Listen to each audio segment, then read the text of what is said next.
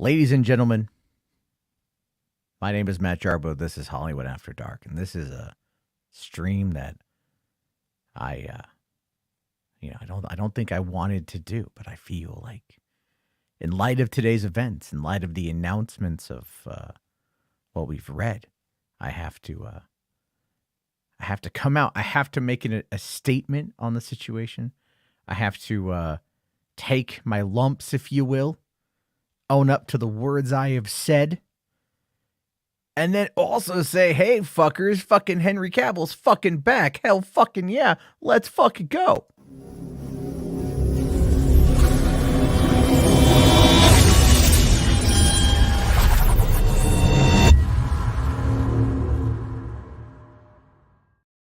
Hey, what's going on, everybody? How you guys doing? Welcome to the party. Welcome to the show. It's been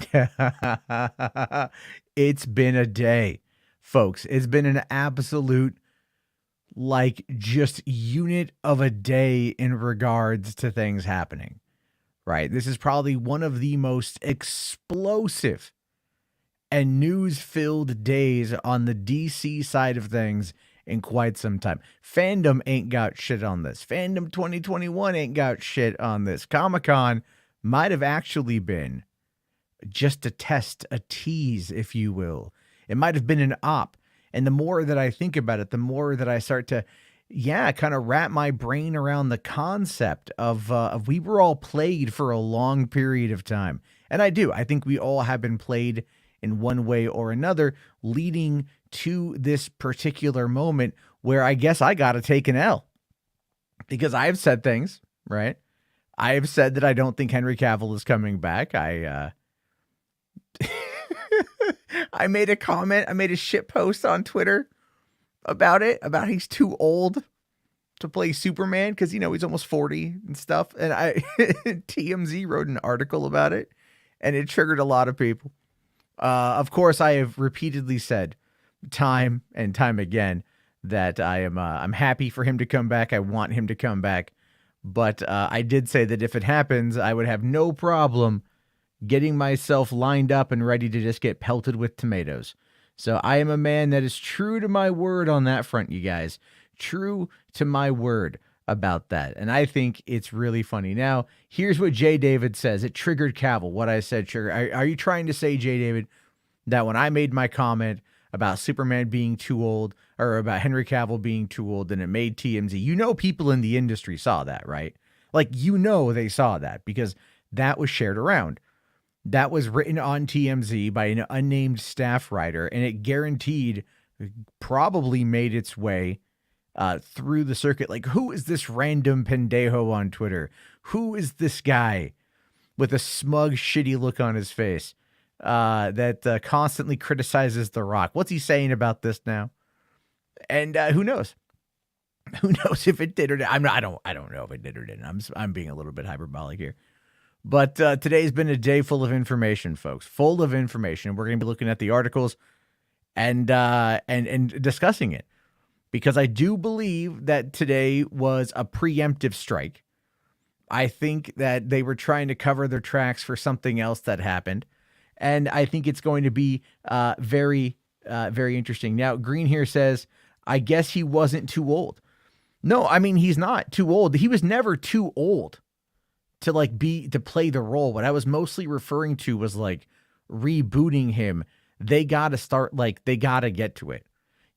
And where they are with it now is going to be something fascinating because, again, this is years away. This is absolutely years away.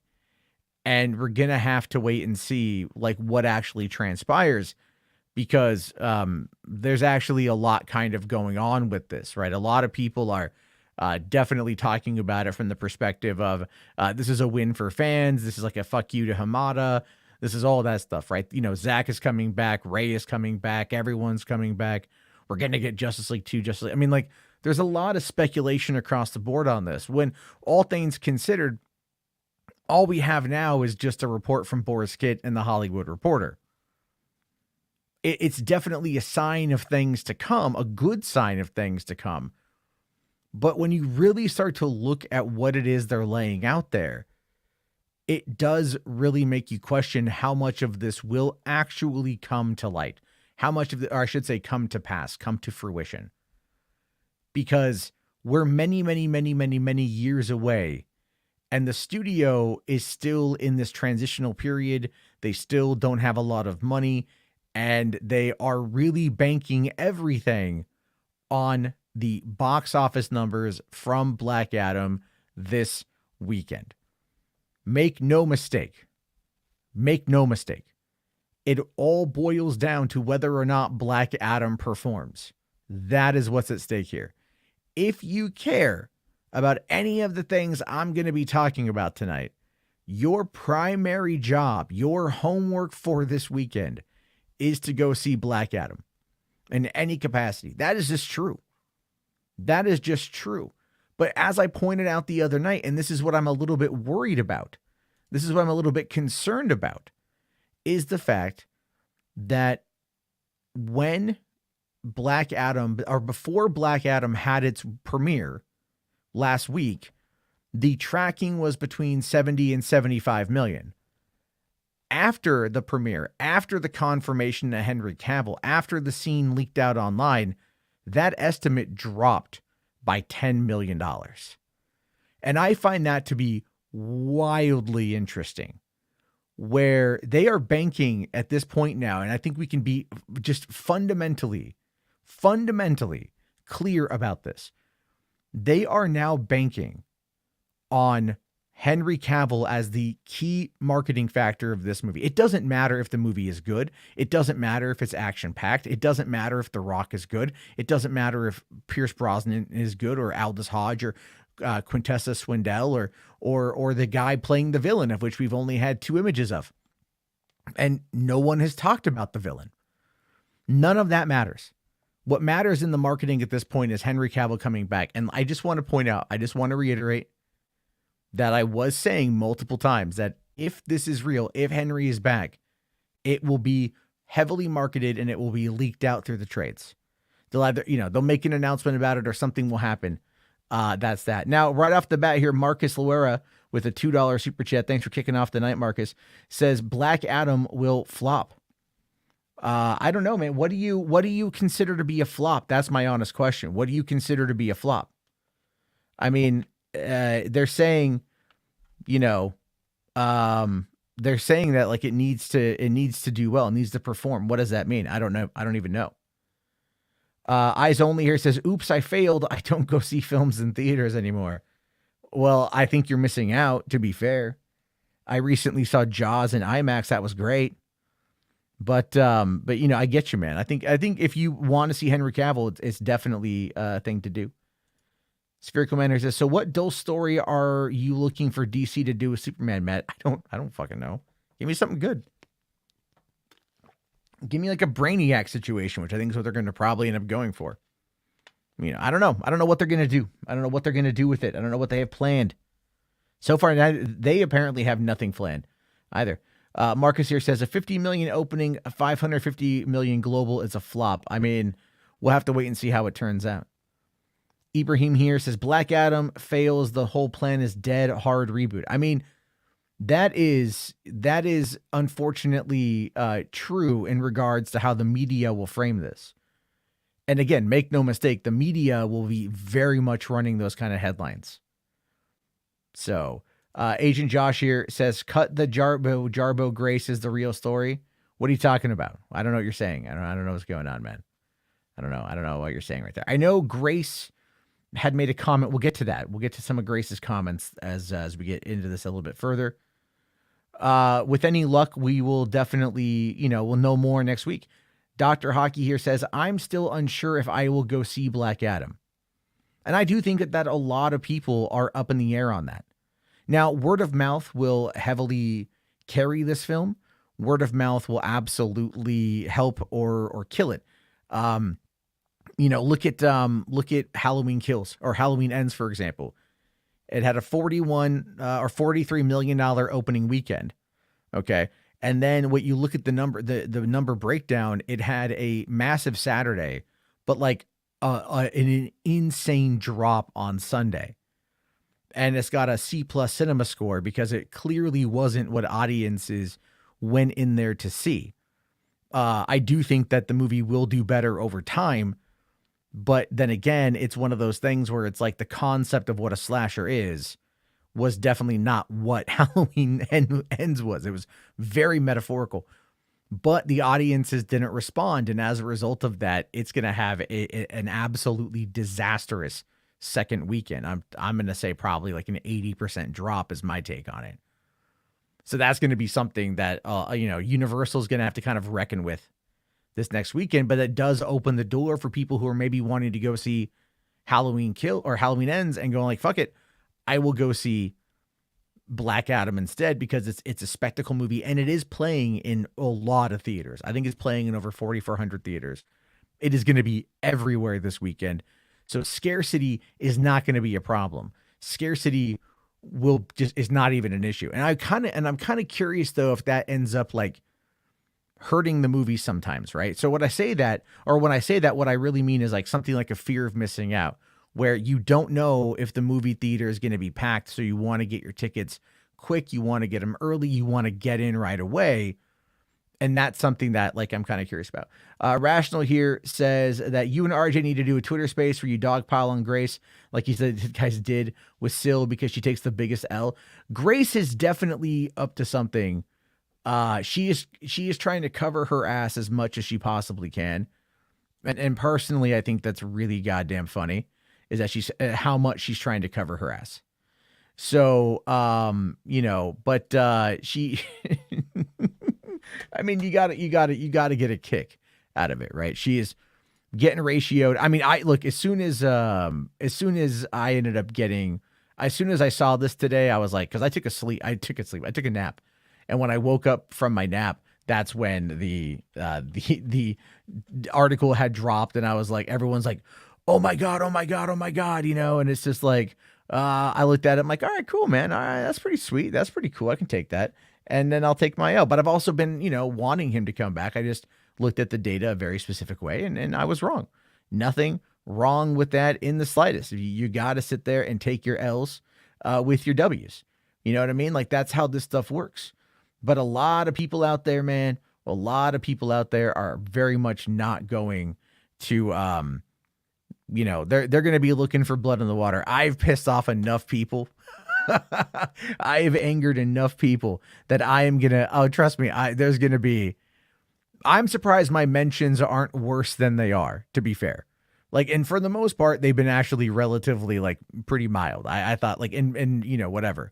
But like, I was expecting people to like go fucking hardcore at me and shit. Like, it was pretty funny. Rational here says, what about the Hamada defenders? Will they apologize? Probably not. Probably not. I don't think so. I don't even think, in all things considered, it's like, look, there's an issue. There isn't a bit in the article about Hamada, but I think Hamada had a bit of a different directive, to be fair. So, and there's another article that I found that kind of touches upon, I think, maybe like where Hamada might have been. Like, it's definitely years before Hamada came into the picture, but it shows you that Warner Brothers, in regards to how it handles DC and how it handles its executive leadership, has 100% just been in the bad since at least 2013. And I would say ever since Time Warner took over, AOL came on in, all that jazz. And when that became a telecom company tied into a movie studio or an entertainment conglomerate, you can tell it really started having issues. And during the golden age of modern Warner Brothers, they then started to force people out, people who actually made money for the studio, who brought in new talent. And they got lazy and they got complacent and they got, maybe in some instances, greedy. And that level of mismanagement and that lack of passion and that lack of trust and that lack of community building with the audience and the lack of all of those things that they have absolutely fundamentally pushed aside. But this is why we find ourselves where we find ourselves. And it is through circumstance, and it is through strife, and it is through a calamity of errors that we find ourselves in the position where the Hollywood Reporter posted the article that it did, which to me is just really, really fucking funny. Marcus here saying that the Snyder stuff is what sucked. I completely disagree. Batman here says, why are you talking about Universal and what they want? Because I'm not Grace Randolph and I'm not running up that fucking flagpole right now, man. That shit, if that shit ain't going to happen for like 5-6 years, there's no point in talking about it now. Fandom Metacells here says, are you ready for the Flash 2, the Flashank Redemption, starring Ezra Miller? Yes. Are you going to be making that meme, Fandom Metacells? I know we were talking about that a little bit earlier today. Making that meme and stuff. You got to do that. You got to absolutely do it. But what I want to talk about real quick here before we get into everything is I want to talk really quickly about this particular article right here. This little bit that popped up today, and why I think this very much falls in line with the information that we got. So according to The Wrap, and obviously discussing film here, they say that Ezra Miller has pled not guilty to 2 counts of felony burglary. If convicted, Ezra could face a maximum sentence of up to 26 years in prison and $2,000 in fines. 26 years in prison, $2,000 in fines. That doesn't seem like it adds up just right. So here's the thing with that. Here's why I think that's a very interesting story. For one, the only reason why there's a maximum sentence of 26 years is because of the value of the property stolen. It goes into felony burglary. So that's what it boils down to. Is Ezra Miller going to face 26 years in prison? The answer to that is an astounding no.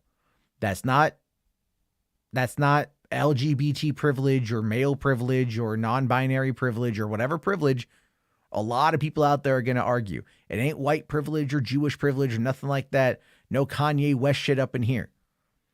What it is just the fact that the punishment doesn't fit the crime. If they sentenced Ezra to 26 years in prison for stealing 3 bottles of booze, their attorney would appeal it, and their attorney would win on appeal because it's not an adequate sentencing. 3 bottles of booze, 26 years in prison. I mean, I don't know. It's not going to happen in Vermont, which is like the whitest of all states. That being said, I do believe that there will be probably, there will be maybe like, it will be a suspended sentence, probation sort of thing. Don't do it again. Maybe alcohol, anonymous, right? Go to rehab. And because there's been substance abuse complaints made against Ezra and everything else. And from there will be some restitution paying back to the guy, or well, that would be a civil court judgment, but there will be fines. But Ezra will be fine. Ezra's not going to go to jail over this. You don't go to jail traditionally over 3 bottles of booze stolen. Now, granted, a crime was committed, should not have happened. I don't want to downplay that. I don't want to diminish that or wash it away. But show me a court case where somebody goes to jail for that long over 3 bottles of booze. You know what I mean? Like, I should say this. Show me, actually, let me amend my previous statement. Show me a person of privilege, of wealth that has gone to jail for stealing 3 bottles of booze. Because I know that there are probably instances out there of black and brown people having gone to jail for far less. So maybe there is some white privilege going on there, but it does also depend on what court he's in and things like that. But ultimately, no, it's not. Ezra won't get off, I think, because of the privilege. I do think that the court, the city, the state, the county, whatever, that this thing is taking place in is not something, it's not like an inner city sort of thing. So there are apples and oranges to be compared in this situation. James here says he'll get 5 years probation and a fine. Probably. Also, I agree that Warner Brothers will probably take care of it behind closed doors, as I'm sure they will. As I'm absolutely sure they will. There's probably not going to end up being anything too crazy here. Ralph's Double Tits asks, didn't he just steal wine? I think it was like a bottle of like gin, rum, and tequila or something. It was hard liquor. So, but 26 years in prison is definitely a bit much. And definitely in a way that I don't believe that it's going to happen. But the reason why this is important, is because of what came later. Now, the Watcher here says he'll be recast. I'm at the point now where a while ago I agreed with you, all right? But I also feel like they're not going to recast Ezra, and I'll explain why. HWAD here actually kind of brings it up, says, I hope Ezra's career is like RDJ in the end, meaning redemption. As Fandom NSL said, the Flash Shank redemption arc. What they're probably going to do, and this is what I would do if I was a Hollywood fixer, if I was someone or an attorney or whatever, if I was coming up with an idea to make this thing work out. All you got to do is you go in and you say, our client, Ezra Miller, Ezra goes on an apology tour, hits up all the different shows, the late night shows. Yeah, I was drunk. I had substance abuse problems. I've gone to rehab. I've made my apologies to people, yada, yada, yada, whether it's true or not, right? We don't know. Most likely in regards to Takata Iron Eyes, that whole thing will never be resolved, and they will definitely not be happy. But they also have lost out on a lot of the press that they had. Rolling Stone isn't writing articles about them anymore. Other people aren't writing articles about them anymore. Ezra's controversy has largely subsided. The media took their pound of flesh. And a lot of people on YouTube have tried to, come on out and run the gamut of defense. I believe they failed.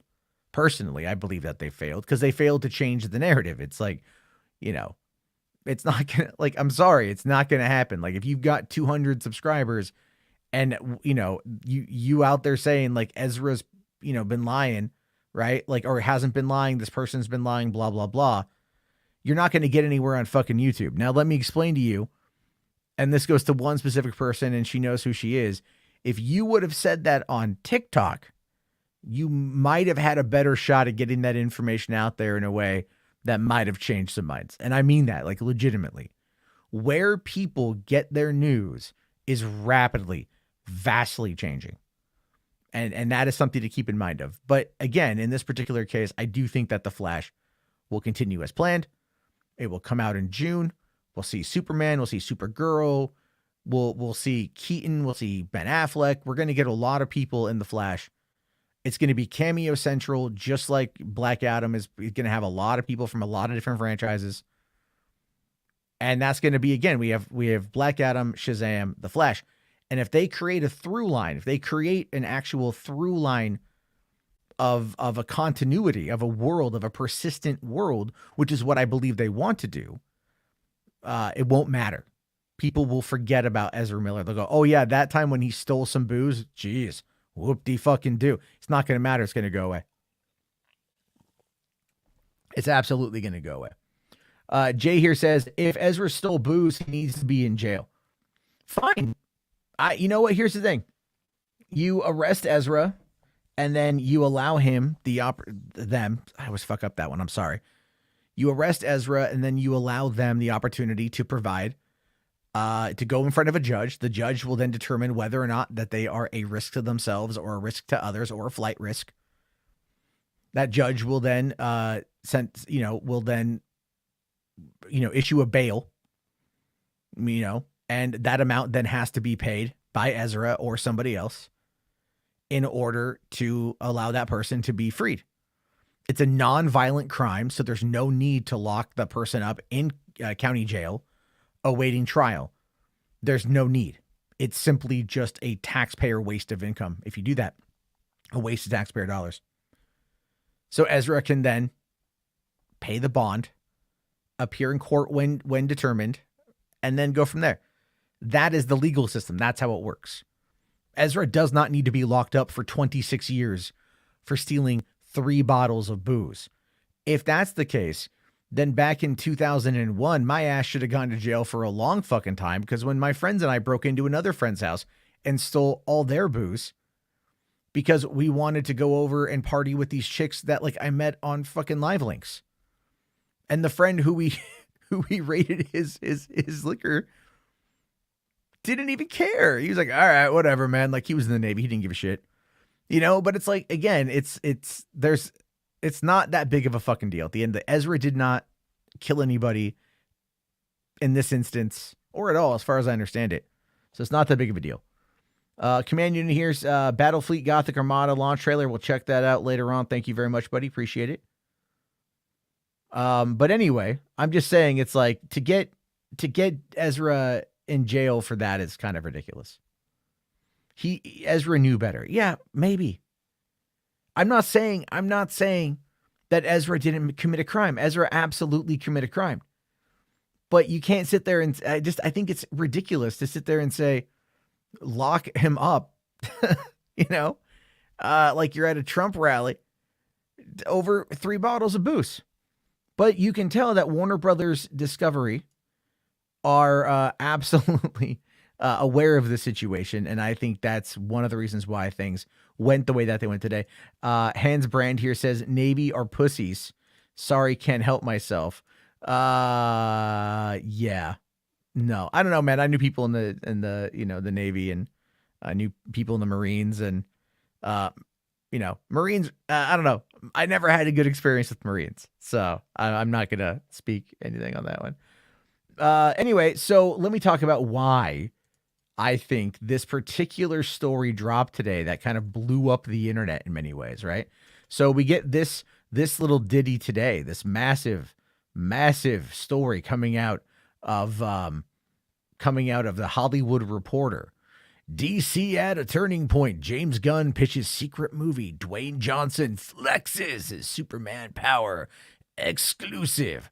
And then the byline. And just what is Matt Reeves secretly up to? Now, the Matt Reeves shit, to be fair, is probably the stuff I'm most interested in. All right. Hold on. Hans here says, I was a Marine and we had great experiences, Daddy. I mean, Matt. There you go on that one. There you go. There you go. All right. Anyway, let's get back to the article here. All right. So, saying here, with the release of Dwayne Johnson's Black Adam this Friday and DC Films head Walter Hamada quietly ending his tenure in the coming days, DC is charting into truly unknown territory. In fact, without a permanent leader to guide the stable of some of the biggest and best-known pop culture characters in the world, DC is seeing a secret but dramatic land grab amongst some of the biggest players in Hollywood. That actually kind of frightens me. That actually really does frighten me. And I say that for a multitude of reasons, predominantly because you need a steady hand guiding the ship.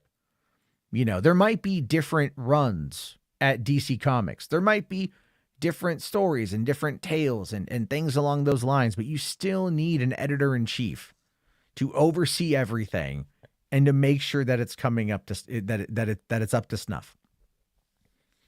If all of these filmmakers are making a run for these properties like it's the finale of the movie Far and Away, starring Nicole Kidman and Tom Cruise from back in like 93, and everyone's staking claim to their characters at this point, that is going to end badly if they're not able to secure the financing, to secure the money, and to keep the audiences engaged. And let me again just point out the elephant in the room. Without continuity, shit gonna get crazy. And what we're going to be talking about in this article is the fact that there are 3 individual universes at play. 3 individual universes at play with the potentiality of more. And let me ask you this as DC fans, and I mean this legitimately. Is that what you want? Is that what you want, or would you like something more concrete, more congruent, and definitely something with a linear path? Marvel's been proven to be able to pull it off. Why can't DC? And it has a lot to do with the lack of a steady hand. That is a reality of it. That is something we have to acknowledge. Something we absolutely have to acknowledge. So let's continue here.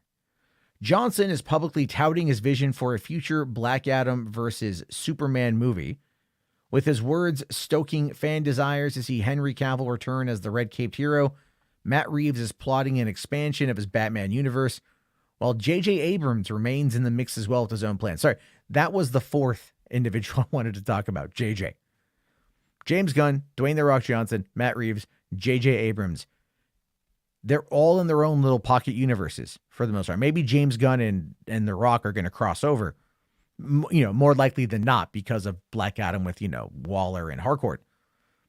But the other ones are still in their own little universes. Never mind Todd Phillips doing the Joker. That's another pocket universe. Now we're starting to get into a very, very, very confusing situation. So Reed here says, I just want DC Universe and Batverse. But where does Joker fit into that? What about the Ta-Nehisi Coates Black Superman movie? There's definitely going on. Music Man here says, as a DC fan, that's not what I want at all. So yeah, now the Watcher here makes a good point. Okay, Watcher, I agree. Matt, we also haven't seen what they're going to do yet. Everyone keeps judging DC plans because they can't stop comparing them to Marvel. The thing is, though, that's the top dog. Marvel is the top dog. Marvel is absolutely positively going to be the one that you're going to compare it to. There's no other game in town. So you can get upset that they're running the comparison, and you can argue that it's not fair. But what we're talking about are comic book movies with established characters in many ways.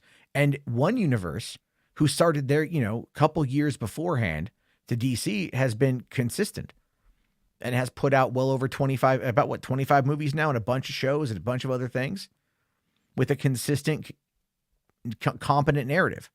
Few hiccups here and there, but for the most part, competent. And it built loyalty and trust with the audience, and the audience has responded in kind by providing them with umpteen billions of dollars. Whereas the other, it changes directions based upon the wind. It's very flighty. It's non-trustworthy. And so people are going to compare them because they're like, they're goofus and gallant. Marvel is gallant. DC is goofus. Go look that up. If you don't know what I'm talking about, go look up goofus and gallant. MCU sucks now. It does not. It absolutely does not. But you can have your opinion. You just have really bad takes though, man. I'm just saying, Batman. All right. And then Hollywood Reporter can exclusively report that James Gunn, the filmmaker behind Marvel's Guardians of the Galaxy movies, as well as Warner's DC-based The Suicide Squad and Peacemaker, is angling for his own new DC project or two. Sources tell THR that Gunn and producer Peter Safran are in talks with Warner's for a mystery movie, possibly more, that Gunn would tackle.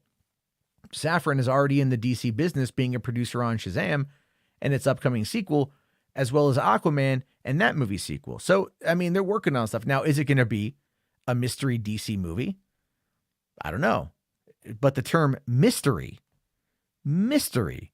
could be a real key indicator as to what it is.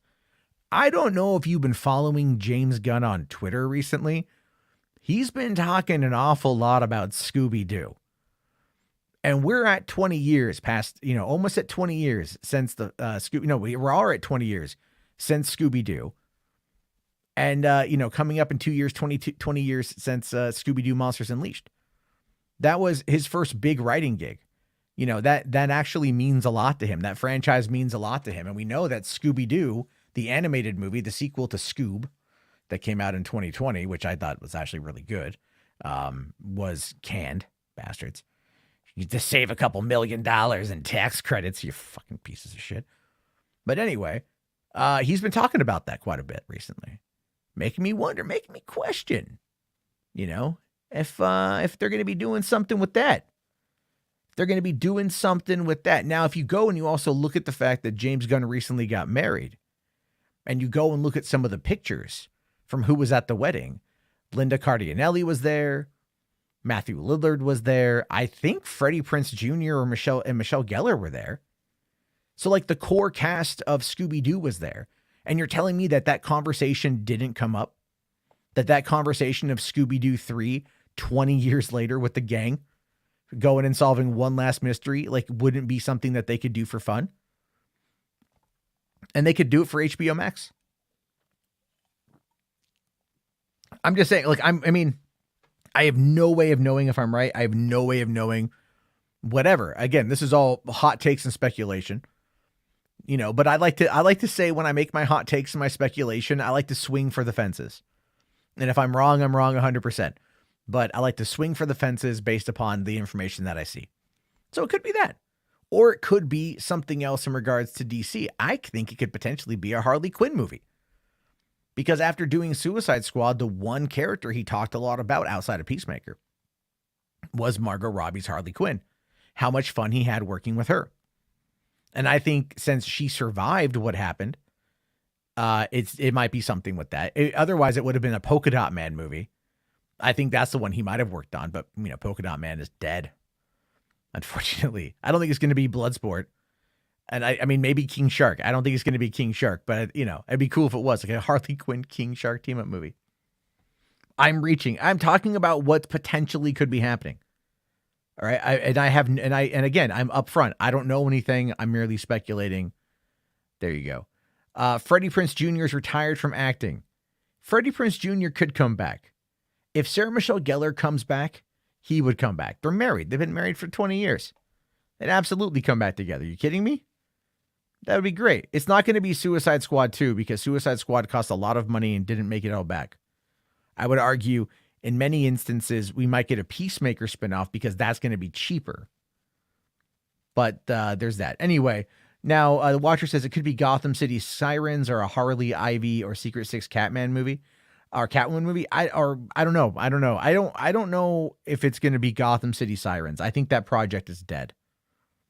I think it's dead. I think after Birds of Prey, Harley Quinn probably wouldn't want to do a team up movie again. Right? She would, if anything, they would go because look, Birds of Prey failed to launch in many ways. It did like what 400 million worldwide. I mean, not terrible. It also happened at the beginning of the pandemic.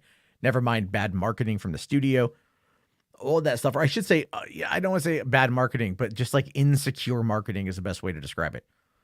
So in that particular situation, what you've got is her working with the Birds of Prey and it being all over the place and people, enjoyed it well enough, but still, I think they're going to want to scale it down. It could be Harley and Ivy, but then that might be too similar to the TV show. And then people might expect something like the TV show to take place rather than its own entity. That's why I don't think Poison Ivy will be involved. But I could be wrong. It could be anything. We don't know yet. Spherical Man here says, I think Matt would dig a Scooby-Doo Batman team-up movie. Yeah. I'm only Spherical Man. I'm only human. Of course I would like that. Of course I would like that. That would be fucking awesome. Anyway. So here, Warner's had no comment, but as one insider observes, a carving of the comic company's intellectual assets is happening, saying DC is definitely in play, but how much play may depend on your perspective from inside or outside the studio. While it isn't clear what hero or teams Gunn is targeting, and the writer-director would focus on a second season of Peacemaker first, the studio's eyes are very much on Superman. Under Warner Brothers Discovery CEO David Zaslav and Warner Brothers Pictures head Michael DeLuca and Pam Abdi, Warner's has an intense desire to reprise the Cavill iteration of the hero. The project that would essentially be Man of Steel 2 is being produced by Charles Robin and is currently in search for writers.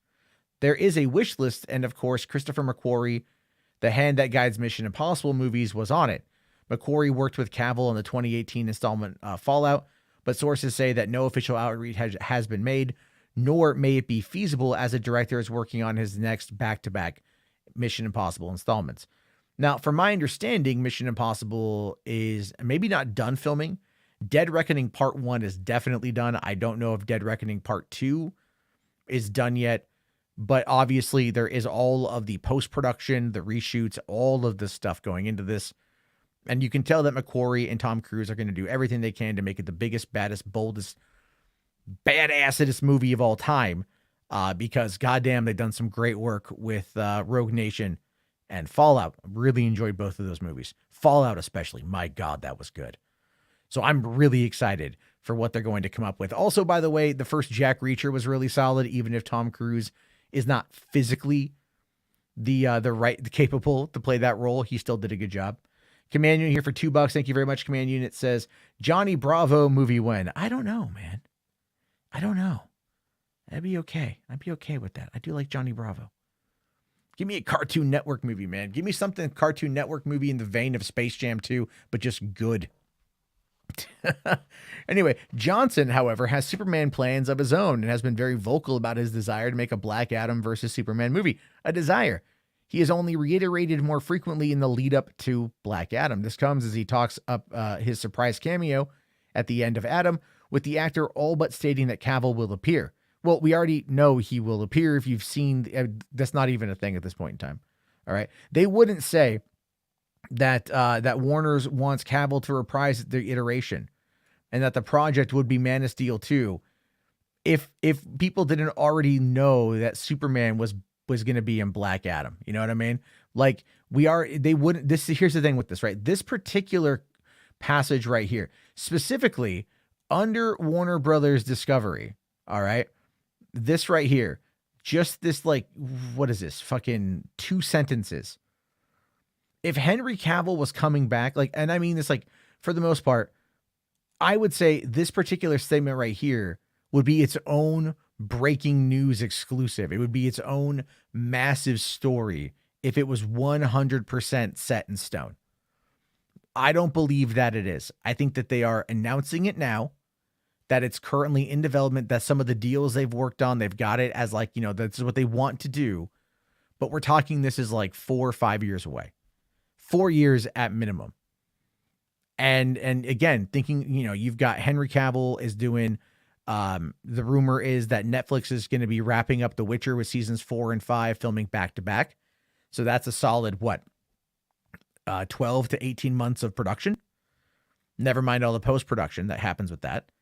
Then you've got whatever they're going to be doing with the Enola Holmes franchise, which I'm assuming number 3 will be coming. Number 2 drops in a couple days. Henry Cavill has a much larger role in Enola Holmes 2 than he did in the first one. By the way, if you haven't seen the first Enola Holmes, it's fun. I watched it again recently with my girlfriend and my kids. We all really liked it. Looking forward to seeing the sequel. So it's a fun movie to watch. I recommend it. And he's really good as Sherlock Holmes because it's just as Henry Cavill. You know, my girlfriend very much likes Henry Cavill.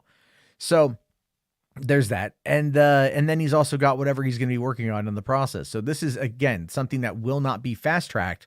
However, it absolutely, positively should be fast-tracked, right? It's 100% should be fast-tracked. They should absolutely get on this right the fuck away and just do it.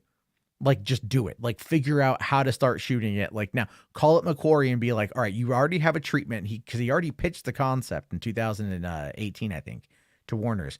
Or 2017, he pitched it. And when they were doing the Justice League reshoots, I think is when he did that. Because they were working on Fallout at the time.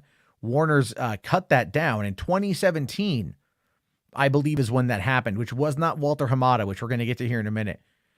But that's something people need to remember, is that Hamada gets really falsely attributed to a lot of shit going on there. Not to say that he's been the right guy for the job. I've been a bit of a Hamada apologist because I feel like he's done the best that he could with the current situation, because he still has directives set forward by his bosses and he's trying to, like, navigate it to the best of his ability. And I think, you know, he's kind of caught between a rock and a hard place. No pun intended. So let's keep moving on here. So, all right, this comes to the surprise cameo. Insiders are wondering if those calls are intended to goose the movie's opening weekend box office numbers or to maneuver Superman into his own chess square, or perhaps both. So there is a rumor that the Henry Cavill Comic-Con appearance was leaked by the 7 Buck Productions team, and that The Rock was baiting Hall H to quote unquote boo him, even though it wasn't really a boo. It was definitely overplayed in the media, but to show interest in Henry Cavill. And they kind of talk a little bit about this. All right. So it says, whatever the case, Johnson is definitely at the center of Cavill's return to DC, which was not without some drama of its own. Johnson's manager is Danny Garcia, his former wife, who was also his producing partner at 7 Bucks Entertainment. Garcia also happens to represent Cavill. Now, this to me always is interesting. We've talked about this quite a bit.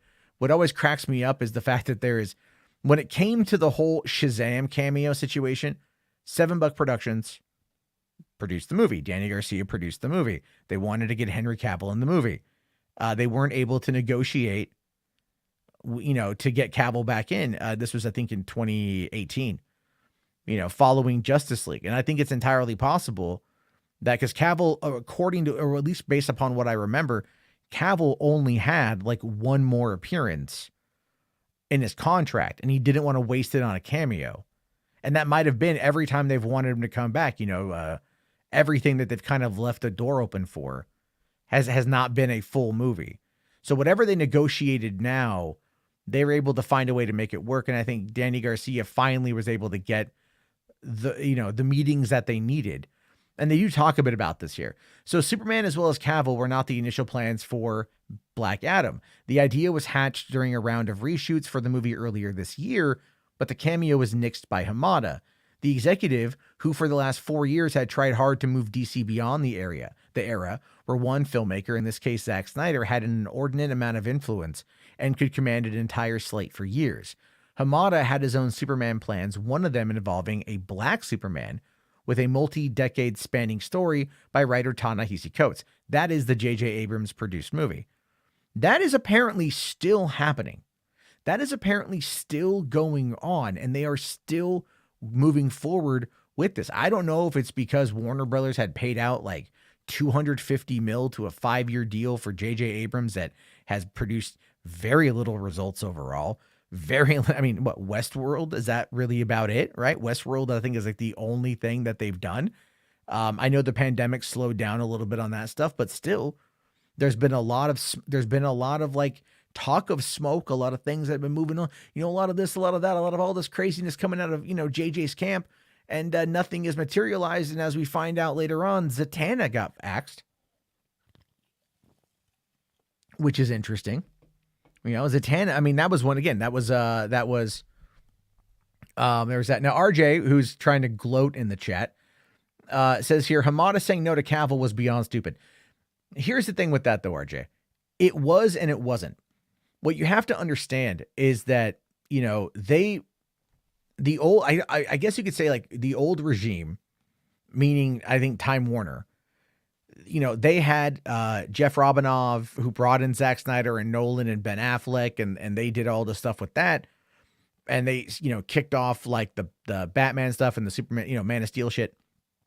And then he got kind of forced out by Kevin Tushihara. And we know how bad Tushihara was. Tushihara was just like, very power hungry, very greedy, and effed a lot of stuff up. And I think what happened, though, is that, like, remember, they brought in Zack. Zack had the backing of Nolan. Man of Steel was, I think, like the highest grossing Warner Brothers film for 2013. And they had, then they went off to go do Batman v Superman. And then, during that whole thing, Robinov was gone. Here is, Kevin Tushihara, who very much wants a streamlined movie, doesn't have a clear vision, wants to play catch up with Marvel, torpedoes BVS. And I really do feel that loss of 30 minutes in BVS, the theatrical cut of that movie, fundamentally torpedoed the plans for the DCEU. I think if they would have held true and they would have stuck by what Zack had done with the ultimate cut, the cut that apparently allegedly had gotten a standing ovation before the movie came out, that we had heard reports of, I think the movie would have been better received by the audiences because they wouldn't have been taken aback by the shoddy editing that butchered the first 2 acts of the film. So I think that would have absolutely fixed things. As a result of that, with the theatrical kind of bombing of BVS, Wonder Woman doing well, Suicide Squad doing well, and then Justice League absolutely just shitting all over itself due to incompetence, Hamada was probably under an edict from Emmerich.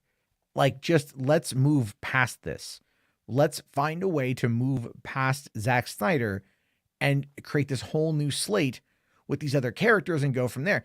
And also, I would say, too, as a result, Wonder Woman 84 was not a good movie. It was not a well-written movie. It was not a well-directed movie. It was not a well-edited film. It was pretty lackluster and pretty goddamn stupid. And I think that ultimately hurt everything else as well. Ben Affleck wanted out because of the previous regime. Again, that would be AOL, Time Warner, during the whole situation with Live by Night and how that pushed him to start drinking. So you've got your Batman out, You've got your Wonder Woman with a shitty movie. You've got one more appearance with your Superman, and he doesn't want to waste it on a cameo for Shazam, where, you know, his talent or his agent is the one that is, you know, producing that movie, and they're just unable to get things off the ground. But here comes like Matt Reeves, the Batman, and then you've got Joker, and you've got, you know, other things as well that are brewing, and those movies were successful. The Joker and fucking the Batman, two non quote unquote DCEU films, were more successful than recent DCEU entries. So you can kind of see why they wanted to move away from this. Now, I do think that they should have found a way to make work with Cavill. And I do think that the Snyder Cut had brought a lot of attention back to Cavill. If we would have not gotten the Snyder Cut, he wouldn't be in this movie. But I think that them doing that is probably what, you know, reignite that interest. And it did bring Ben back for the Flash. And apparently Gal popped back in, cameos here and there. We're hearing about this from different sources. Take that with whatever grain of salt you want. And then, so I mean, honestly, like the Snyder Cut, I think reinvigorated a fair amount of it. And good for that. It's a great movie. I fucking love the Snyder Cut. But I do also think that at this point, what they want is to move away from anything related to Zack Snyder directly. Superman and Zack Snyder, Cavill and Zack Snyder are 100% connected. And I've already seen commentary on Twitter from people who are like, fuck that. No, Cavill. There are people calling Cavill a traitor today. Now, granted, I couldn't find the source of it. The person who initially posted it did delete that particular tweet. I was going to talk about it tonight, but they deleted that particular tweet. And I don't quite know where they got that information from, because it was supposedly done by the Snyder Knights. And the Snyder Knight is a guy who calls himself like the Savage Bat, who is such a Zack Snyder dick writer that I don't think he would ever say that. Like, you know, unless Zack had said something about it, I don't think he would ever say it. And this guy is straight. I've had the, I guess you could call it pleasure, if you will, of having a conversation with this guy. And he is truly a sycophant, Facts do not matter to him, only feelings. So there's that. So the whole thing is, again, it's years upon years upon years of franchise mismanagement and bringing in somebody nearly 5 years ago to fix it, but then probably also not wanting to like play with those characters because the Justice League had performed so poorly. It had potentially, in essence, really damaged those iterations of those characters. And with the Snyder Cut, it fixed a lot of that. And that's a good thing. That's a very good thing. And I hope we get more. But I do think, though, that that looking at it from what I believe is Hamada's perspective, is he had an edict from his boss, Toby Emmerich. He had his own visions. I think Jim Lee was really pushing for Crisis. I think they were trying to build up the Crisis. I think there's all that. That's my personal take on that. There's a lot going on. Now, Batman Superman says, why does Grace Randolph say that Man of Steel 2 is not guaranteed? I just mentioned a little bit ago that Man of Steel 2 is not guaranteed. It's all dependent on Black Adam's box office. I thought you were like a Grace Randolph super fan. I thought you paid her like memberships. So anyway, let's see here. According to reports, Cavill was blamed for Justice League's 2007. How the fuck was that? How did that happen? How the hell did that happen? How the hell did Henry Cavill get be the one blamed for that? Spherical Man, I swear to God, I will ban you from the channel. Wonder Woman 84 greater than the Batman, I will ban you. Ban you. H-Mark here says Cavill refused reshoots, right? Refused on what? On Justice League or what? Because he had the problem. The problem with the Justice League reshoots was that the timing that they were doing, because they needed more time to do reshoots because of everything. And they needed to do different stuff with Cavill. And he was working on Mission Impossible Fallout at the time. And because Warner's had altered the plan, it cut into the time that Cavill was working on Fallout. So that's the deal that they worked on. So anyway. All right. I don't think Hamada loved Wonder Woman 84. I don't think anybody loved Wonder Woman 84. All right. I'm just going to say it again. Wonder Woman raped a guy. Okay. Wonder Woman committed sexual assault on a non-consenting individual. Okay. All right. Like, let's be fair. People will try to fight me on that. They'll argue with me. They'll go like, it totally fucking happened. Totally happened. H. Bryce here. Oh, I was talking about the Zack Snyder's Justice League reshoots. I mean, that would have required if he would have come back and actually, I think, filmed anything, it would have required an updated contract. It would have it would have required them to either, to amend the contract or extend the contract. Warner's wasn't wanting to do that. Keep in mind, Keelar wanted Zack Snyder's Justice League as just a marketing tactic for HBO Max. That's all it was. It was supposed to be a cul-de-sac, according to Ann Sarnoff and according to Hamada and things like that. They had no plans to move forward with anything Zack Snyder related. Jim Lee confirmed that earlier this year. Now, granted, with this information, anything can change. But as we know, when it comes to this kind of marketing and this kind of push, The Rock has his own ego. The Rock very much wants it about himself. That's why he calls it a Black Adam versus Superman movie rather than a Superman versus Black Adam. And if they do Black Adam versus Superman, are they going to call it that? Because BVS is Batman versus Superman. Is this also going to be BVS or BAVS?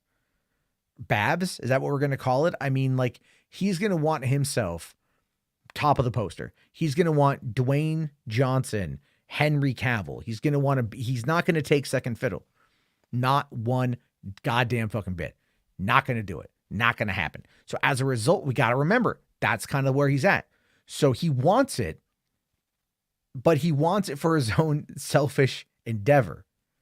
But if we get a Man of Steel 2 out of that, I ain't going to complain. You know what I'm saying? It's sad because the Batman 2 is still not set in concrete. Oh, no. It's a done deal. It's absolutely a done deal.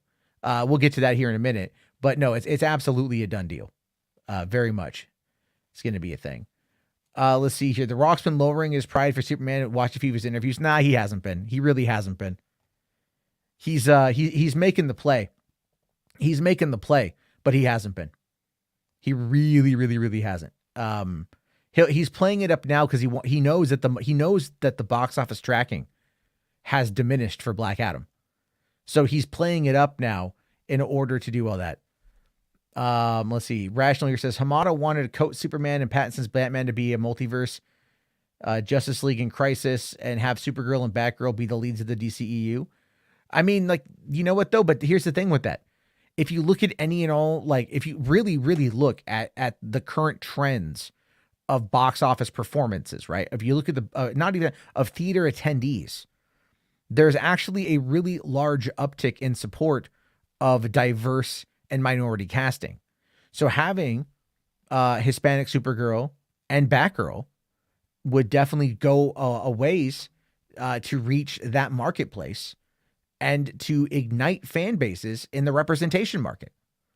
You know what I'm saying? It's like having Supergirl and Batgirl lead the DCEU for the time being, or be the new Trinity for the time being. That'd just be another run.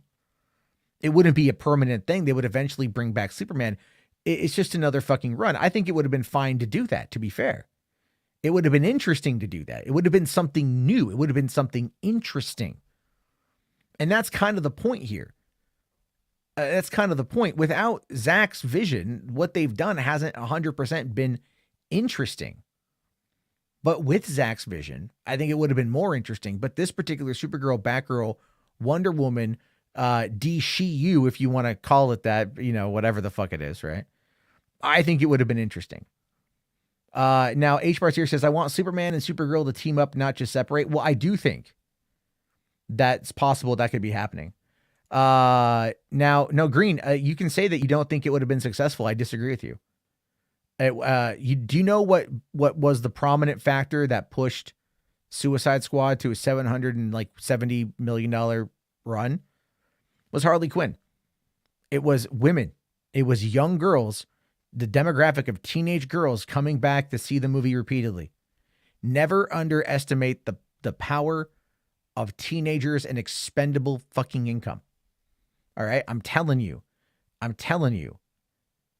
this is what they would have done. It's very much, you can look at it from the perspective you want to look at it, like, oh, it wouldn't have, DC fans wouldn't have shown up. The vast majority of these comic book movies are not made for the hardcore fans.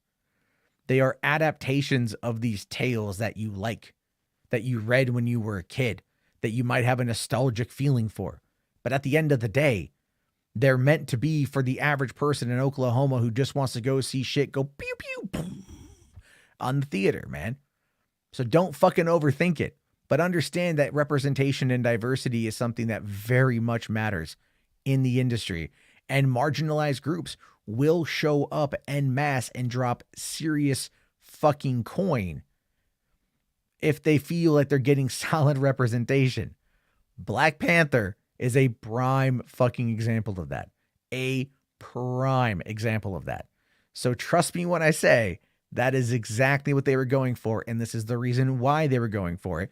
And if it would have been handled correctly, or just would have been interesting, it would have done marginally well. And they could have actually, by the way, had lesser of a budget, because you wouldn't have had to pay Sasha Calle or Leslie Grace as much fucking money. They could have saved money and then made more of that back up at the box office. So, you know, just saying. Did Hamada actually think Zaslav would go through with his plans for DC? I got no fucking idea. I got no fucking idea what Hamada thought. I have no idea what the hell Hamada thought. I mean, that's his entire thing. By the way, we got 152 people watching right now, guys. Fucking smack the like. Let's get it up to we got 43 likes. Let's get to 50. We can get to 50. Let's get to 75. Smash the like. What film was Habata responsible for? Let's see here. He came on in 2018, early 2018. So he oversaw the completion and release of Aquaman. He oversaw the release of Shazam, because I think they might have been filming that when he just came on board. I know Wonder Woman 84 started filming in June of 2018. And he oversaw the production of that. It was already in production when he came on board, but he oversaw that. And then everything after that, Birds of Prey, The Batman, Shazam 2, Joker. I mean, you know, everything else. There's a lot there. The fandom NSL is asking, should they merge Batman Reeves verse with Cavill and The Rock, Superman, Black Cat? No, not at all. Not at all. I don't want that. Not one bit. Not one bit. I don't want that at all. RJ here says, Hamada absolutely was the wrong person for the job needed for DC in this day and age. See, this is the thing, though, is you're kind of right and you're kind of wrong. If you think about, you know, Hamada, if you look at it, all right, and you even said earlier on the Twitter space that Hamada gave you the Batman, and that for that you're like eternally thankful. He also gave us fucking Peacemaker. For that, I'm eternally thankful. I fucking love those shows. I love that show. I mean, Peacemaker is amazing. I love the Suicide Squad. He was able to come on in and give us these projects, give us these things. But I do think that he ran into corporate politics. I do think that he ran into a bunch of shit. Because the thing, you got to remember, RJ, he was brought in to manage budgets and to bring them down. Because underneath the old regime, they were blowing tons of money on these movies and not seeing a profit. Now, Suicide Squad is the biggest one that had the biggest budget because of James Gunn. And that was a big play on their part, because remember, this was like still within Hamada's first year that they brought in James Gunn. But no one had predicted the pandemic. And of course, Suicide Squad was hindered by its day and date release on HBO Max. So people could go see it. And I do think that that had an impact on the movie. And, you know, so, but again, Suicide Squad or the Peacemaker did very well. So bringing somebody in to find a way to kind of manage and mitigate budgets and keep them a little bit lower was something that he wanted to do, but also maybe finding the right time to reinvent some of these characters to tie them into this universe and to build it towards Infinite Crisis with Jim Leakes. I think that was the plan. If you go back and look at the first Fandom, there is that hour-long conversation between Jim Lee, Greg Berlanti, and Hamada called Multiverse 101. So they were clearly hinting that back in 2020 about where they wanted to go. So You can argue that he's not the right guy for the job. I would argue that the constant fucking churn of an employer with differing ideas for where to take things is something that probably hindered what they were doing a hell of a lot more than anything else. And I mean that. I mean a hell of a lot more than anything else. Because you had Keelar had his edict, right? And I think even Hamada came in before the AT&T buyout. So because Tushihara was out in the summer. I think it was the fall of 2018, and the deal with AT&T, I don't think went into effect until like the end of 2018 or something like that. Hamada joined in early. He moved from New Line over to Warner as in early 2018, so he was there under the Toby Emmerich had just come over to be the Warner Brothers chairman, but still Kevin Tushihara was in charge of the company. So he dealt with multiple regimes, 3 total regimes before he's leaving. And I think he had a multitude each one had a different idea. And he still had to kind of start over with each one. This last one, though, it just kind of hit the end of it. And when they canceled Batgirl, I think he took that as like, you know what, fuck this. That's a sign. I'm out. I'm done. I'm not dealing with this anymore. Because he's been the kind of guy to come on in and look at the bosses and see what the bosses have to say. And go from there. And I do think that does require, some kind of fundamental understanding, and even to some extent, some kind of empathy towards the man, because he was in a real fucked situation. And I really think that he was in a fucked situation, and he made the best of it. But you know what? It didn't work out in the end. And now we're in a new situation. And now we're in a whole new thing. And we'll have to wait to see how that plays out. So, okay, let's see here. Okay, RJ, Hamada didn't want to emphasize the concept of interconnectivity and forward momentum. He couldn't, you got to understand, you got to understand here that the forward momentum thing is he was, after Justice League 2017, do you not think that damaged the brand? Do you not think that damaged everything? Do you not? I mean, seriously, do you not think that not Zack Snyder's Justice League, but 2017, theatrical Justice League, that set it all backwards. They were still working on like Wonder Woman 84. I mean, trying to like reset with giving Patty Jenkins now more control. They had a different vision. This, of course, was because of the failure of BVS in its first couple weekends because of that theatrical cut fiasco. There's this through line of just consistent failure at the hands of Warner Brothers executives, and that's going to go to each new person. So when you have this idea about the interconnectivity, and I agree with you on that, I think what they realized, what they thought about following the disastrous release of Justice League, is that they have to scale it back and start again. And now the fans are like, no, we want more Batman. We want more Wonder Woman. We want more of this. We want more of that. That's what we want. And they're like, fuck, we can't afford it. We can't do it. Everything is crazy. Everything is fucking nuts. That's where I think things went wrong, is because they got fucked. And there was also an incoming sale, right? There was an incoming merger. So they couldn't really do much in that time period. That was going to be, that's why they forced out Justice League. Because Tushihara and Emmerich thought that they were going to probably be let go when the merger happened. And they wanted to get their contractually obligated bonuses for putting out the movie. I mean, it's definitely a greedy move, but you can understand it from like we're potentially going to be fucked.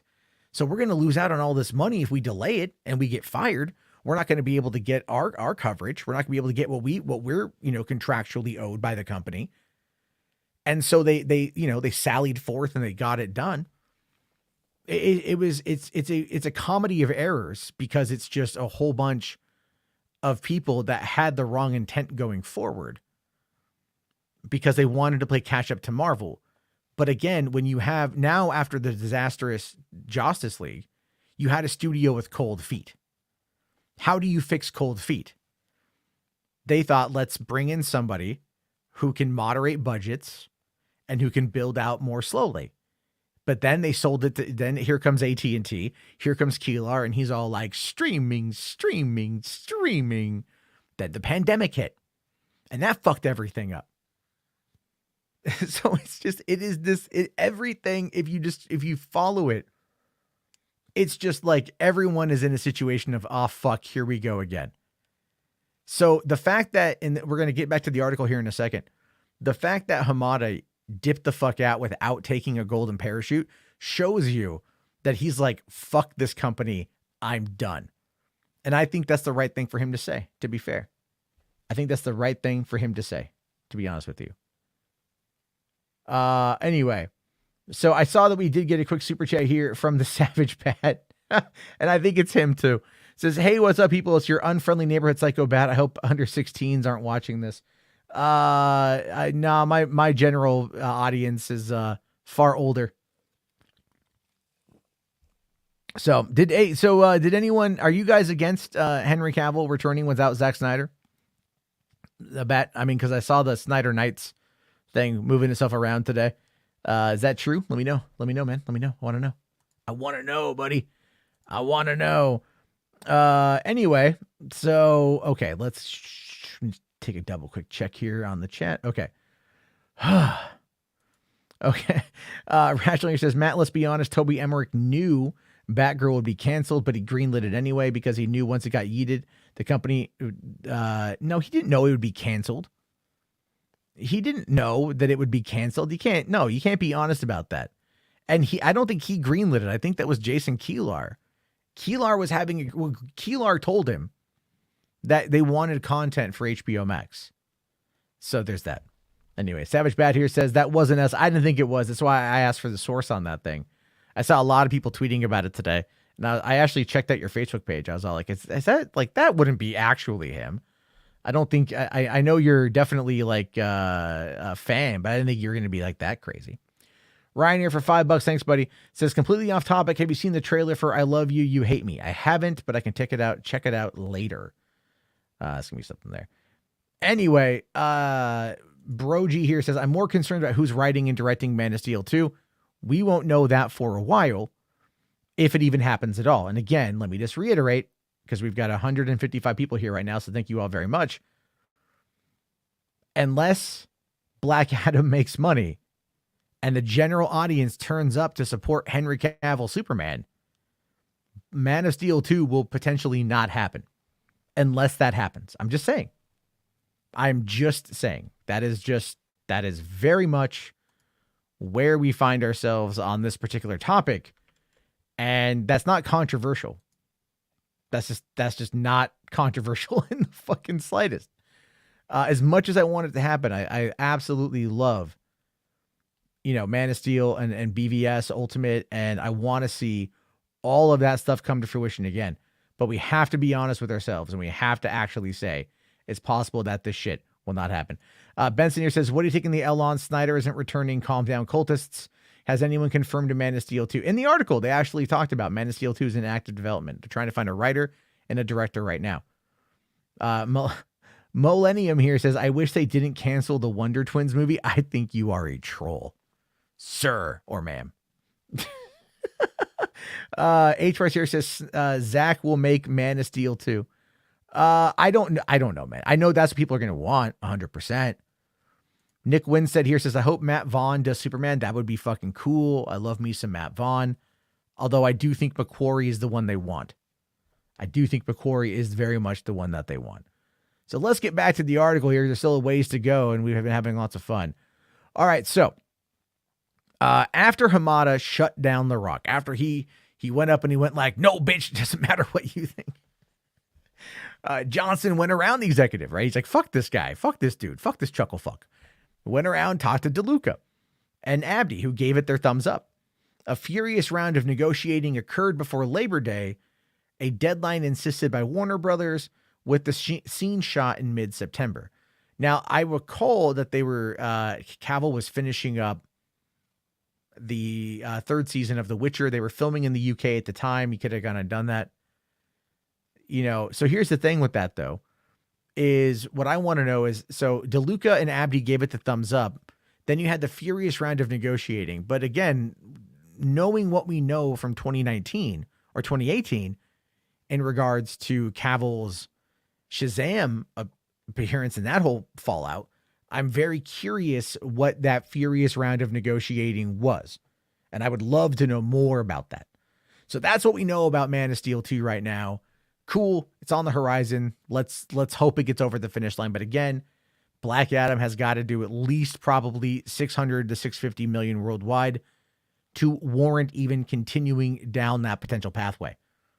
Going on here, it says, meanwhile, in Gotham City, filmmaker Matt Reeves is quietly making his own expansion plans. The Reeves-verse, folks, is real. The Reeves-verse is a reality. It is something we're going to love and enjoy because, God damn it, the Batman was so fucking good. Anyway, so he's developing a sequel to his Batman, which grossed $770 million. Already, a series spinoff focusing on the Penguin is on its way, filming next year, but Reeves is plotting more. This actually shocked me when I read this. The filmmaker is meeting with writers and directors to build out movies. Yes, movies, not just series. Focused on Batman's rogues gallery, both established and more obscure, with characters ranging from Scarecrow to Clayface to Professor Pig. All of those projects are in the early stages of gestation. That's cool, man. Like, that's fucking cool. You know what I mean? Like, the fact that they signed him to the deal, they know that the Batman was popular. I'm assuming that the home video sales have been very good. I'm also assuming that the numbers for HBO Max have been very good because they understand, like, they're basically like in Matt Reeves we trust. He's proven himself. The question will then be whether or not this will continue going on. Benson here says, so Henry Cavill will be minimum 41 if he returns in a Superman movie and people say he's too old for Bond. Cavill is the next Bond. No. He won't be 41. By the time they actually could get to doing another Superman movie, he'll be closer to 45. That is how far down the road this thing is going to be. 44, 45. Cavill is not James Bond. I'm just going to say that. I think after doing this, after signing back on for this, whatever was going to, he might have been in the running for Bond. He might have been talking to them. And then when they said that they're going to bring somebody in that's in their early 30s, they're going to go for a younger person that will stay in the role for a longer period of time. Cavill was definitely out of the running. So why not run back to this? You know, age regression tech is already here, but people don't really care about that, dude. I mean, they do, but they, you know, it's more of a, it's like parsley on a dish. It's garnish. It's not meant to be the full meal. Mladen here says, a Mr. Freeze solo movie, please. That would be dope. I would take that. H. Bart's Reeves Justice. There we go. There we go, folks. There we go. All right. So it's unclear where the Superman moves leave Abrams, who is still on track to produce Coates' movie centered on the last son of Krypton. That feature would exist outside any larger DC movie continuity, much like Todd Phillips' Joker movies.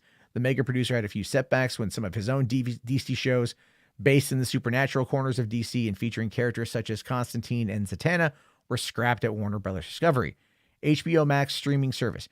They are now being shopped to other streamers, but he is not out of the game and is yet another Hollywood power in the mix vying for a piece of that DC pie. So Constantine, I'm glad that was canceled. Right, I'm Keanu. Okay, Keanu or Matt Ryan or nothing. I'm sorry. I'm at with that right now. I'm sorry. Nothing against the guy that they brought in, man. But like, I just was like, I know, I don't want that. And then they're like, hey, let's go back and get Keanu and Francis Lawrence and Akiva Goldsman and let's make this fucking thing happen. You know, reality. Bring back Peter Stormare as Satan and Tilda Swinton as Gabriel. Right? Is it Gabriel? And I'm fucking happier than a pig in shit. I fucking goddamn love Constantine. It's a great movie. Bring back Shia LaBeouf while we're at it, right? Make him an angel. Bring him back, Shia. Hashtag Shia for Constantine 2. You guys know you want it. I want it. You want it. We all want it. Anyway, and then Zatanna, you know, yeah, who gives a fuck? I don't care. I mean, people out there like the character. I just don't give a shit. You know what I mean? I just don't care. But you know, hey, we'll have to see if that's something that Dwayne The Rock Johnson's going to want to work on. I don't quite know. Mr. Moody says, you're reaching. It's not going to take that long for Henry Cavill to be 44, 45. Henry Cavill turns 40 here pretty goddamn soon. And we're still 4 to 5 years away from him even being able to get that shit off the ground. I'm just saying, man, like, don't fucking knock it. I know that it was going to be a race swap to John Constantine. I'm aware of that. I still think I'm still going to stand for Keanu or Matt or Matt Ryan. Sorry. So there's that. Yes, I'm aware that Henry still looks like he's in his mid-30s. It doesn't, how he looks is not entirely indicative of how the aging process operates. HBarts.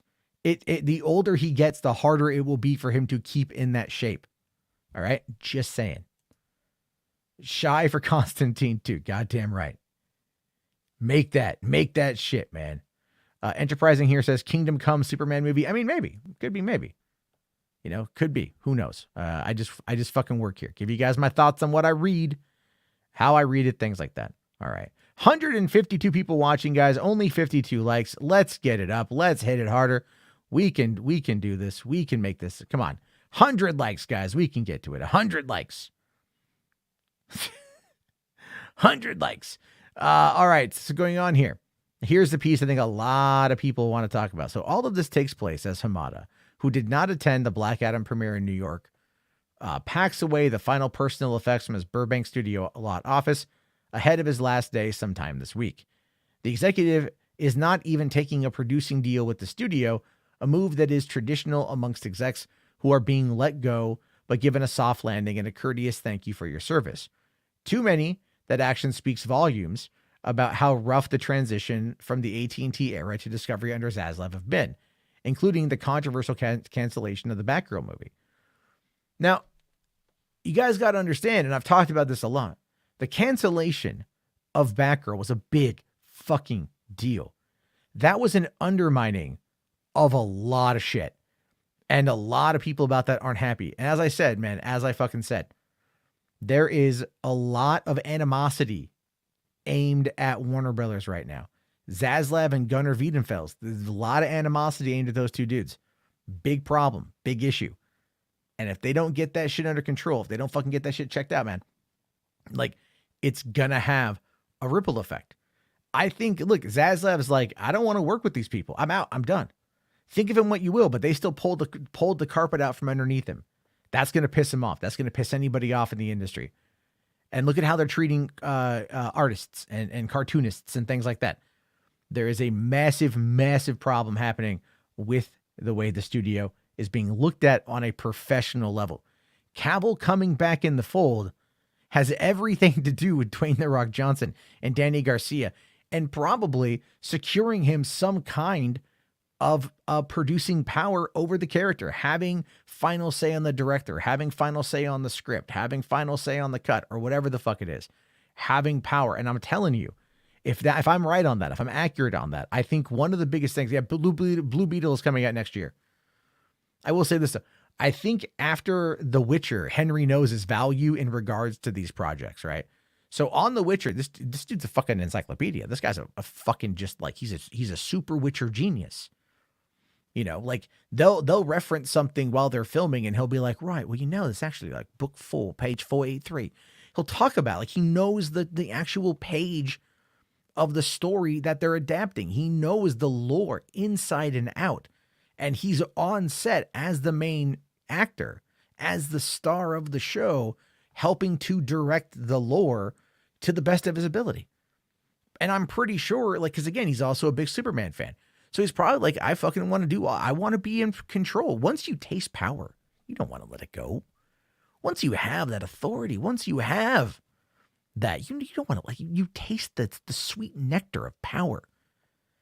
You know, and I'm telling you, it's sweeter than pussy, guys. Or if you happen to be a fan of penis, it's sweeter than dick. But it's sweeter. It's so sweet. It's so good, you know. And you just want more. You just want to get in there and just, like, drink all the power, take it all. But it's also part of, again, his value as an artist, his value as a creative entity. A lot of actors just like to be actors, and that's great and that's fine. But when you are doing something that you're passionate about, when you're doing a movie or a story or an adaptation that you are very passionate about, and you have the authority, that air of authority, and you're able to command that on set, my God, it's better than pussy. 100% better than pussy. You know? H. Bryce here says, Witcher Season 2 went against Cavill's ideas and suffered for it, and I think Witcher Season 3 is going to make up for that one.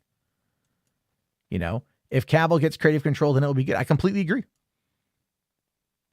Crime Corgi here says the Rockverse greater than the Hamadaverse. You're not wrong. I agree with you on that one. I absolutely agree with you that one, right? So,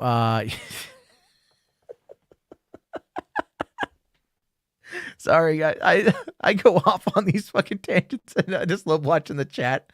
Let's see. So, Sherigon here says, so Cavill is like Christopher Lee in the Lord of the Rings connoisseur. Yes. In regards to that 100%. You got to remember, all right, and I'm going to kind of go off on a side tangent here.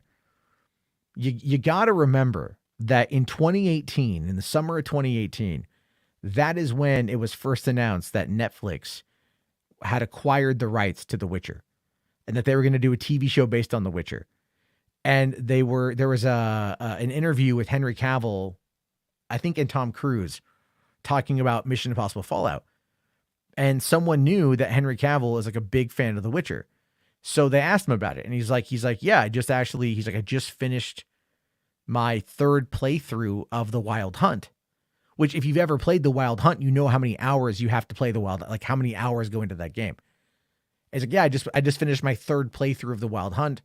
Big fan, love the books. And he's like, I would love to be in the show.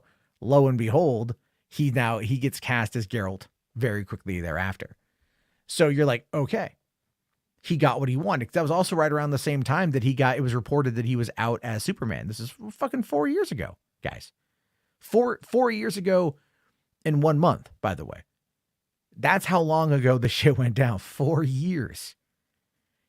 And so it's been very interesting to see how it's all played out, but he's been able to do this show and he loves The Witcher. He loves Warhammer. I'm pretty sure Games Workshop is just knocking on his door, pounding on his door. Like, come on, you want to be in this shit, right? Like you want to do it because he's a huge fan of all that stuff. And he's very passionate about that. And that's going to work for him. So, let's see here. H. Barth says, for Witcher, I say Cavill should be the person to approve scripts. I'm sure he says shit. Yeah. H. Barth here also says, Christopher Lee was the only Lord of the Rings cast member who met Tolkien, and Tolkien said you should play Gandalf. But by the time the Jackson movies came out, he was too old for all the action scenes. I mean, yeah, but he was great as Saruman. Christopher Lee was great as Saruman. So I think that's okay. All right, let's get back to the article here. So, all right. And okay. So anyway, all of this takes place in the shadow of the utter failure of the search for a new leader. After months of searching, Zaslav came close to hiring executive turned producer Dan Lin for the role of DC chief, but talks fell through. Part of Zaslav's intent for Lin was to act as the overseer for all things DC, both film and series, and he would have acted partly as a traffic cop amongst the IP. I get that, all right? I get that. For now, DeLuca, who is known for his fanboy roots and displays a deep knowledge of esoteric comic lore, remains firmly in charge of DC. He greenlit Joker 2 and has been making decisions on Aquaman and the Lost Kingdom and The Flash, and has been meeting with filmmakers. Rumors abound that his role could evolve into one with more permanent and even executive oversight of DC. As for Johnson, last week he publicly expressed interest in helping guide the search for the DC boss. There you go. But one person says here again, we already know what Johnson has said, but that search marches on as the IP continues to be taken off the board by power players. One insider says right now it's the Wild West. Everyone is trying to grab as much as they can. And this is exactly what happens in a leadership vacuum. That is what I'm most fascinated with. I said Saruman. I didn't say Sauron. I said Saruman. That's what I fucking said. I didn't say Sauron. I said Saruman. All right. I know what I fucking said.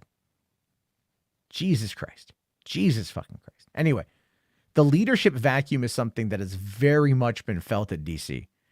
And right now we're in it. And if everyone is trying to get control of whatever characters they can, it's a mad grab. It's a mad grab. So the next 3 to 5 years, man, it's going to be really, really fucking interesting. That's where things are going to go. I'm very interested to see what's going to happen here. So I'm going to say that DeLuca and Abdi want to more things in development, more things on the runway ready to go. An opposite ethos from Hamada, a more targeted approach. So, I mean, yeah, again, Hamada is very kind of strategic with things for better or for worse. And these guys are kind of like, hey, let's scattershot this shit and see what happens. So there you go. And Johnson, for one, is keen on moving beyond DC's A-list, saying here, it's the safer bet to continue to invest in the IP that the world knows. The Justice League, Batman, Superman, Wonder Woman, Flash, Aquaman. I understand that. But it took convincing to get the studio to look past the Justice League into the universe. And some really cool characters there. You give it a shot and trust the investment. Well, I hope so. I absolutely hope so. I absolutely, positively hope that what we get will be something good. I have had my hot takes. Like I said, I will swing for the fences with my hot takes based upon the information that I see. But I will also be open about what I hope will happen. So if Henry Cavill is back and we can get him back for another series of movies or a whole fucking goddamn trilogy or some shit like that, that would be great. That would be fantastic. And I'm hoping that they're able to do it. I'm hoping that they're able to pull it off. I'm very hopeful that this is exactly what they're going to be able to do. But what I want to do is spend the next, let's say, 30 minutes, rounded out at 2 hours. And I want to hear your guys' thoughts on this. All right. I'm going to drop the link in the chat. There you guys go. Come on in. You can tell me I'm wrong. You guys can give me your thoughts, your opinions. Let's make this an open conversation. Let's make this a bit of a thing here. Just to go back on a super chat that I missed from Command Unit. Thanks, buddy. It says, for context, I just want a Johnny Bravo movie. I'd love to see a Johnny Bravo movie. I think that'd be a lot of fun to see a Johnny Bravo movie. He's a lot of fun there too. So, definitely open panel. I'm just going to let you guys drop on in. We'll do one at a time, go through, real quick thing. Read. It's about, what's a combo about? What I just said. It's about what we're talking about. What are your thoughts on this? What are your thoughts on Cavill, on the future of DC? Very much on topic. I don't want to go off topic. I just want there to be on topic to give thoughts and opinions on it. And then we can move on. Because I think having a more targeted conversation is probably for the best rather than not. So definitely, we'll wait to see. Yeah, you're so tired. I get you, dude. It's 11 o'clock. It's a little bit late. I'm kind of wired up, man. I'm kind of I slept until like 4 o'clock though. That's why I took a nap. And then I went out and did delivery driving, and that was a fucking mess. Jesus Christ. Command Unit here for $2. Thanks, buddy. He said almost all main characters in 40K are 40 plus. Yeah. I mean, so no, Cavill is coming into the right age for that, right? Cavill is aging into the role of 40K, and that's going to be a lot of fun. Well, when they get there, I'm interested. I mean, I'm very interested to see how that's going to play out. All right, joining us first up is Music Man. What's up, buddy? Hey, can you hear me? Yeah. Okay. So when it comes to DC, the new DC, I'm not happy with it. Not even a little bit. Really? Why is that? It's because of all this Zack Snyder crap, and then the fans just losing their shit. It's like, I get it. Like when it first happened and everything that had conspired, I understand it. But as time has gone on, since Sarnoff said, well, that was it, they've just lost their shit. And I can't, it's ridiculous at this point. And now to have Henry and everyone come back, or I'm assuming everyone coming back. Ray Fisher is up in the air. Ray Fisher is up in the air. Yeah, I feel the same. Yeah, but I don't really see that happening. But to have certain people come back, that fan base is coming with it.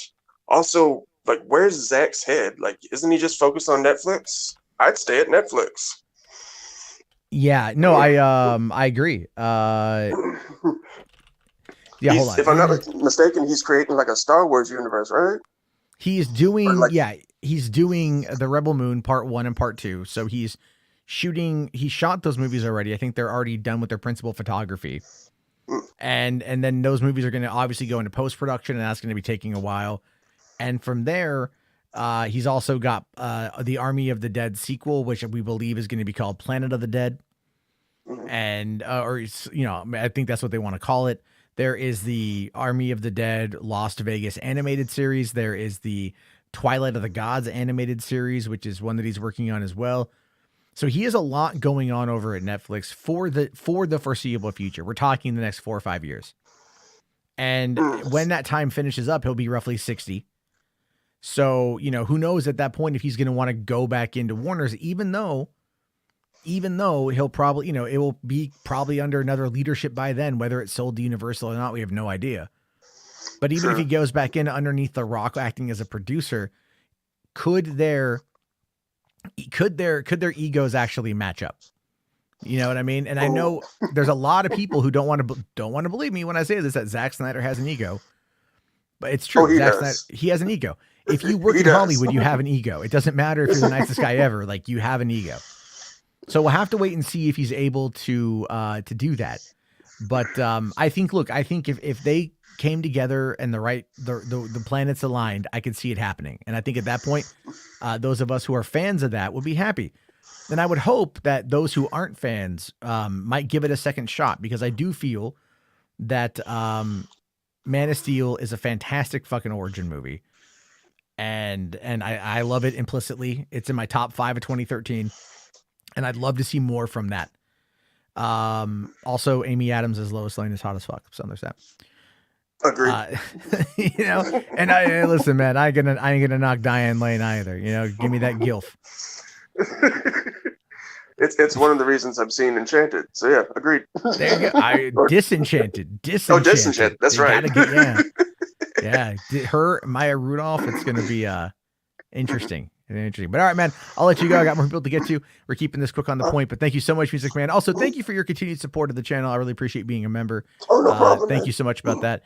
And I do want to do more member only stuff here coming up, because I gotta figure out a way to expand that, because driving sucks. It's bad. Anyway, buddy. All right. Thank you so much. We'll talk to you soon. Thank you. All right. Next up is Vzok. What's up, Vzok? What's on your mind? Yo, Matt, can you hear me? I can hear you just fine. So what are your thoughts about this DC situation? Oof, where to start? Honestly, I never thought this would happen. I seriously thought they were done with Cavill after everything, mostly because of, like, as The Rock confirmed, the old leadership just did not want him for some sort of reason. And well, as I said, I think it has more to do with the damage done to the brand by Justice League. That was a torrential failure, huge, massive failure. It should have done 2 billion comparatively to Marvel. You know what I mean? But it just failed. And I think that damaged it more than they want to admit. no, definitely. And like, I've been seeing like different reasons for that. Like, I know what's it called? Like the freaking Geeks and Gamers Phantom Menace crowd would try to say, it's like, oh, they just wanted to push more diversity, get rid of all like the nice male white superheroes and replace them with like diversity hires and stuff like that, which it's all a crock of bullshit. But Yeah. But at the same time, I have been noticing that like most of those projects have been like getting shelved under Zaslav, and like mostly been hearing this from Twitter and from like some of my friends, just saying like, the new leadership just doesn't, unless you're either white or surprisingly Mexican, WB hates you. Like, that's pretty much it. I've seen that argument as well. But like I said before, I feel that if you look at the concept of like the demographics going theatrical, the Hispanic audience is very large, and they have been growing for quite some time. The Hispanic audience outperforms white folk too. And so they're going to clearly be catering to that demographic, because they're the motherfuckers showing up and spending money. So that's what the studios are going to follow that trend, which is why you've got, a Latina Supergirl and a Latina Batgirl.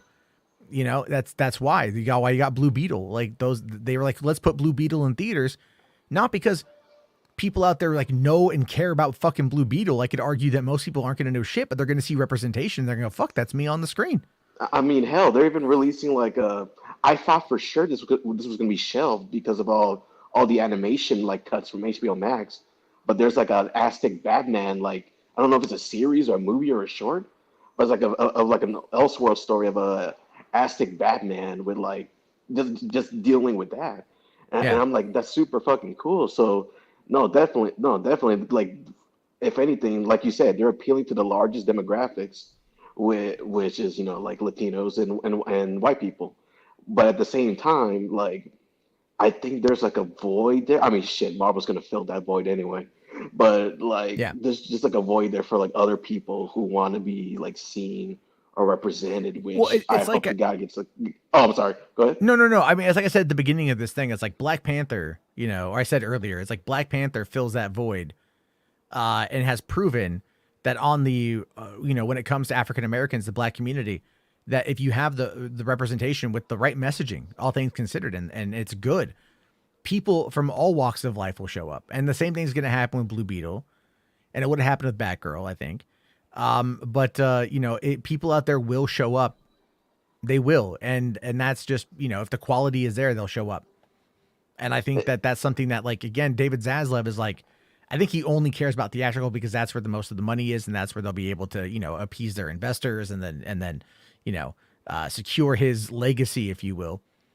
But we'll have to wait and see where things go. But so there's still more people to get to. I got to let you go, buddy. But real Oh yeah, quick, for sure. are you excited for Henry to return? I It all very much depends on who they get. Like I think the name was for on. I really do want Matthew Vaughn. He has said he has wanted to do this. So who did you say they actually wanted to get first? Christopher McQuarrie is who they're who they've been wanting. What has he done again? McQuarrie did Jack Reacher with Ooh. Tom Cruise. He did Mission Impossible, Rogue Nation, Fallout, and the final two Mission Impossibles. Oh fuck! Actually, no. Okay, he's great. Yeah.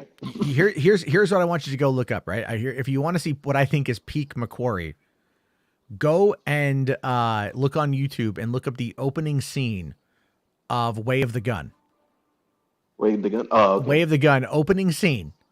It's got Ryan Phillippe, Benicio del Toro, and Sarah Silverman. They're in a parking lot outside of a club. Watch that. Report back to me with your reaction later on. Trust me, Oh yeah. you'll laugh your ass off. Oh yeah, for sure. Hey, have a good one, man. Thank you for having All me right, on. I'll see you later, buddy. Thank you so much. Appreciate it. Thank you. All right, we got. Oops, hit the wrong button there. All right, make sure we're back up. We're good. Okay, coming in next is non-Kino. Hey, what do you how we think? doing? Yeah, doing good. I'm shocked. I'm shocked you let me in. Anyway, like the DC news, it's pretty fucking awesome. I'm not the biggest Cavill guy, but hey, he's got his fans, and I'm happy for him. Everybody's got to fucking eat. You know what I mean? We can't have everybody starving for content. If people are excited for this, I'm happy for him. I'm honestly, like you, more excited about the Matt Reeves stuff. That to me is more interesting. Yeah, I just feel that the Matt Reeves stuff is like, it feels more congruent to me at this point. It's Yeah, I like agree. Matt Reeves is like, I have this vision and I'm going to expand this vision. And Warner's is like, okay, we're going to support you on that. And you're like, oh, that's good. But again, because that was a proven success. If Black Adam can do well, then it can, if it can cross the $55 million mark of the box office opening weekend, it could probably be seen as. I think it will do the 70s to the high 80s. That's my That's prediction. a fucking high estimate, dude. I'm That's sorry. a What high can I ass say? estimate. I'm not a good betting man. I mean, as you know. well, you know what? There's been estimates of going as high as 100 million from certain people. Oof. But as I mentioned earlier, Yeah. Have you ever heard of Eric Weber?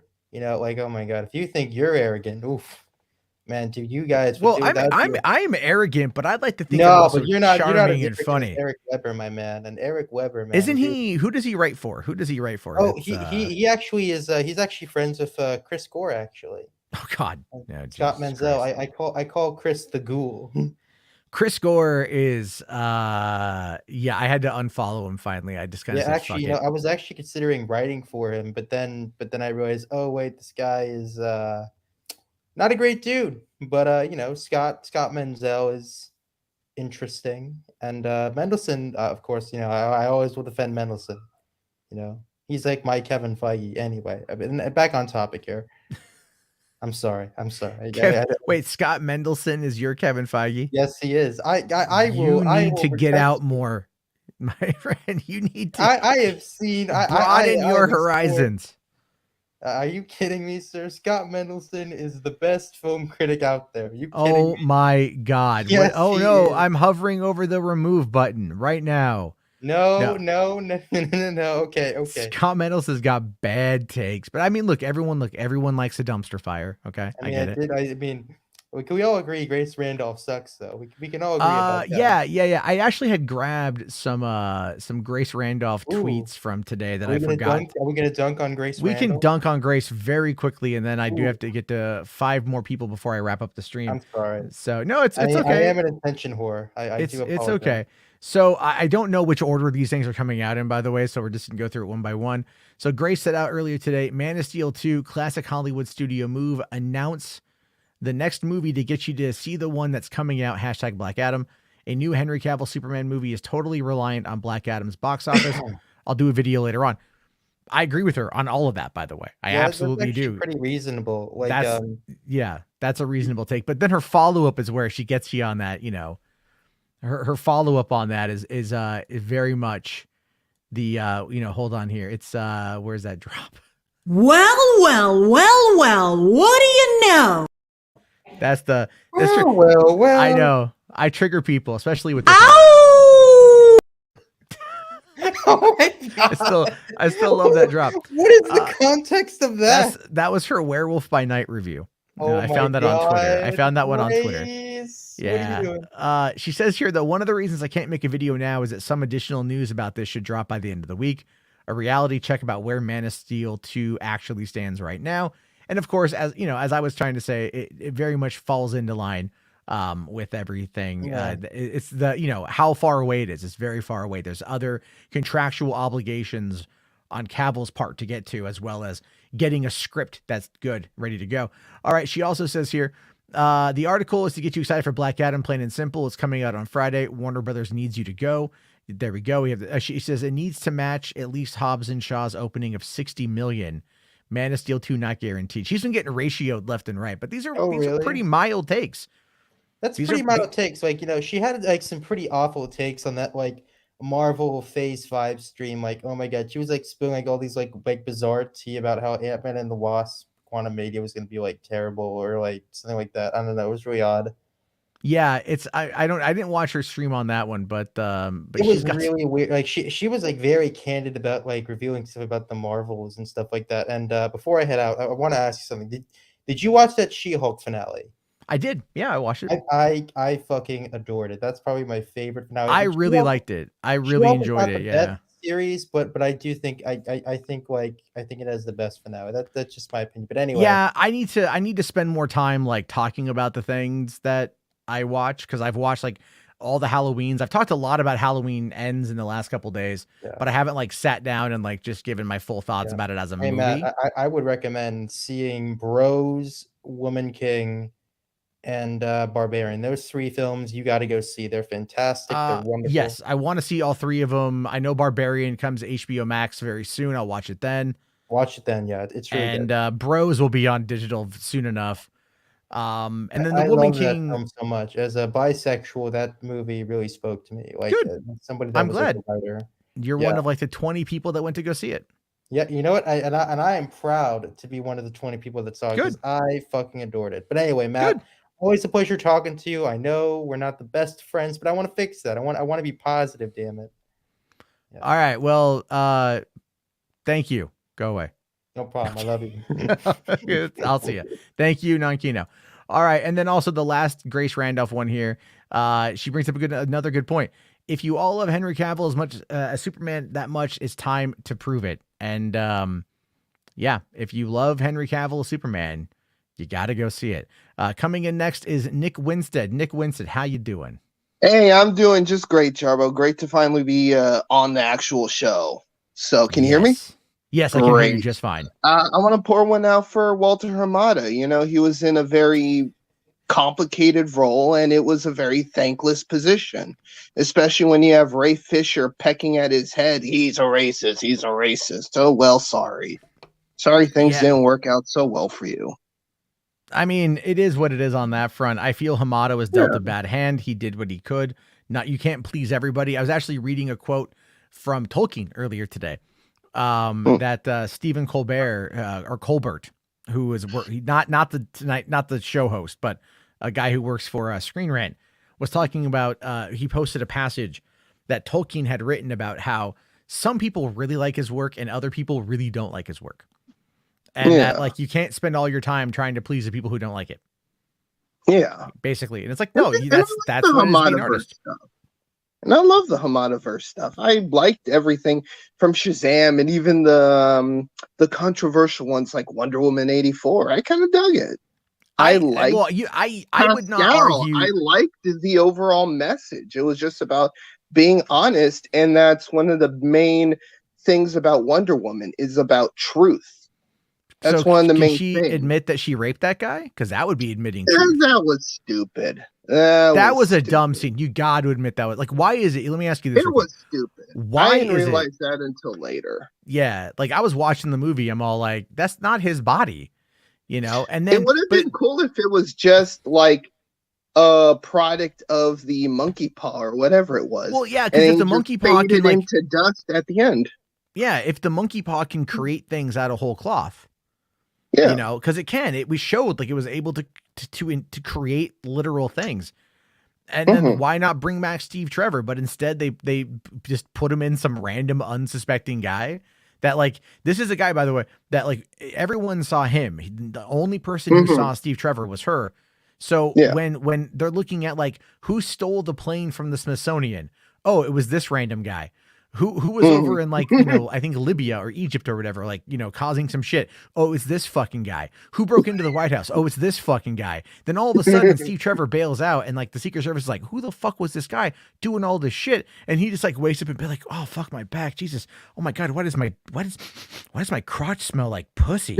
The fuck happened? He's like, I'm gay. What's going on? And, you know, and then it's just like, and then he wakes up and like Secret Service like arrests him for shit he didn't do. I mean, like that's Guantanamo Bay. Yeah, well, I don't know if Gitmo was a thing in 1984, but I'll tell you one thing that also wasn't a thing in 1984 was 80s music was not in that fucking movie. How do you have an 80s movie with set in the 80s without having any 80s music? That was interesting. There's I have a lot of complaints about Wonder Woman 84. It felt like a nice little throwback, but sure, it felt like it was like trying to rely too much on Linda Carter. Well, on the topic of Superman, I'm glad he's back. I'm personally glad Henry Cavill is back. And I've said it a few times in the chat, like having watched recently The Man from U.N.C.L.E., it's like, holy shit, where was this guy playing Superman and Clark Kent? Oh, because is this your first time seeing Man from U.N.C.L.E.? What? Was it your first time seeing The Man from U.N.C.L.E.? Yes. Oh, dude, I saw that in theaters when that came out. I loved it. And it was like, where was this guy? Because the only dude I saw in Man of Steel and Batman versus Superman, it was like, this dude's boring. I mean, I like him, but it's like, it's not really playing to his strengths. Like, he's funny, he's charismatic, he's charming. And that's all the kind of stuff and even dorky. And that's everything that Clark Kent and Superman is. So I'm hoping with this new direction, and even Cavill has said he wants to be the traditional Superman. He wants to be more like Christopher Reeve. And that's like, I welcome that. Like, that's why I would love to see Matt Vaughn or anybody. What about Guy Ritchie? Oh, that would be cool. Because Matt Vaughn and Guy Ritchie doesn't do all snatch movies, but he can do fun movies. Well, Man from U.N.C.L.E. was directed by Guy Ritchie. Mm-hmm. You know, so, but I mean, like Matt Vaughn, you know, Matt Vaughn and Guy Ritchie are cut from a very similar cloth. You know, they're both British filmmakers. They both, you know, Layer Cake was Matt Vaughn's first movie. Very kind of Ritchie inspired. You know, and so, but then again, Matt Vaughn has been able to do a fair amount since then. I love the Kingsman franchise, so there's that. But I mean, yeah, I agree with you. I'd like to see them. I love Kick-Ass. I even enjoy Kick-Ass too, but nowhere near as good as Kick-Ass. But anyway, man, I got him. Yeah, be brighter. But thanks for having me on. Yeah, sure, man. See you later. Thank you very much. We'll do a greater call in later on, but this is just a quickie. But thank you very much. Appreciate it, Nick. Cool. Have a good one, buddy. All right, Nick Winstead, everybody. Thank you very much. Next up is Reed. Reed, thoughts on Henry Cavill Superman? Reed. Okay, I'm gonna move it back. You can. Okay, Reed. When you come back, let me know. I'll get you. Next up is Enterprising. Yo, Jarbo, how you doing, man? I am doing well. I am doing well. How about you? I'm doing good, brother. As far Good. as Henry Cavill coming back, I'm happy. Yes. I'm a little indifferent to a degree, but I'm happy. Okay. The reason why is because, well, it's been years, and there's been a part of me that's like, I'm kind of at a point where I want to move on. If he doesn't come back, if he doesn't, I'm over it. But he's back, so it's like, okay, well, now the next step is, can you make a movie that people are over? That's kind of where I'm at with it now. So get a good director, get a great screenwriter that can bring something that no one's seen before with this character. That's where I'm at. That's Okay. That's kind of Oh, I go think, ahead, man. no, you're right. I think, I'm saying if they focus more on just trying to get it right, I should say. But then I guess a lot of people will then have issue with what is considered right. We all have our favorite interpretations. Like people out there really love Christopher Reeves. People out there really love Brandon Routh. People out there really love Henry Cavill. I mean, Dean Cain still gets a lot of love. Well, that's the thing there. For me, Superman is at his best when you play to the strengths of this character. And the strengths of this character is when he's a champion of the oppressed and when he's fighting for truth and justice. Just cut, I think you need to just go back to basics a little bit. Yeah, focus a little more on his humanity elements. Yeah. So I would love to see him go back to when he was originally created, where he didn't have the ability to fly. And he literally just went to like slumlords and beat the shit out of slumlords who were ripping off people, Yeah, like he was a street level hero for like the longest time. And it matches the time, and it's very relevant today with everything that's going on. His job is very relevant considering how people feel about journalism and biases and things like that. His field is literally a reporter. His job is literally to connect with people, talk to people about what's going on in the world, and building human connections with that via his friendships, his sources, I think are one of the things that make Superman more endearing. Examples would be like Sam Raimi's Spider-Man 2. Best thing about Sam Raimi's Spider-Man 2 wasn't just Spider-Man slinging around. It was Peter Parker having to juggle two jobs, worrying about his aunt losing his childhood home, worrying about rent, making time for school, as well as the fact that one of the jobs he works at has a bias against him and has turned half the city against him via reputation. There is storylines where Superman has had to deal with racism. The storylines where Superman has had to deal with suicide slums, where he one day walked into his apartment, looked and saw someone died that he kind of ignored. And there was like drawings on the wall where it's like, why didn't he save me? With his Superman symbol there. And he saw in them images like that where he cried. Those are the things that I think will resonate more with people. And then having villains like Parasite or Mattel, just someone we haven't seen before would be great. I agree with you. I think that would hopefully be something they're working towards, and with any luck, we'll get there. At some point. But anyway, man, I gotta let you go. Gotta keep it moving. But thank you so much, and we'll definitely talk again soon. Yeah. Cool. Thank you very much, Enterprising. Have yourself a good one, buddy. All right, thank you, Enterprising. Next up is Zachary. How you doing, Zachary? Hey, Matt, how's it going? It's going good, man. It's going good. So, your thoughts? What about all this going on with DC, man? Well, like they said, like the guy before me said, I'm a little indifferent. Like, I'm happy to see Henry Cavill back. Part of me was kind of hoping that he would go to Marvel, but that's another story for another time. Give it time. Give it time. Yeah. Okay. He'll get there eventually. Everyone does. Yeah. Dude, they just fucking confirmed Harrison Ford as Thunderbolt Ross. 80-year-old Harrison Ford is joining the MCU. Henry has got a lot of time. Oh yeah. Speaking of which, I heard something earlier today about Marvel wanting to get RDJ back for Iron Man and Secret Wars.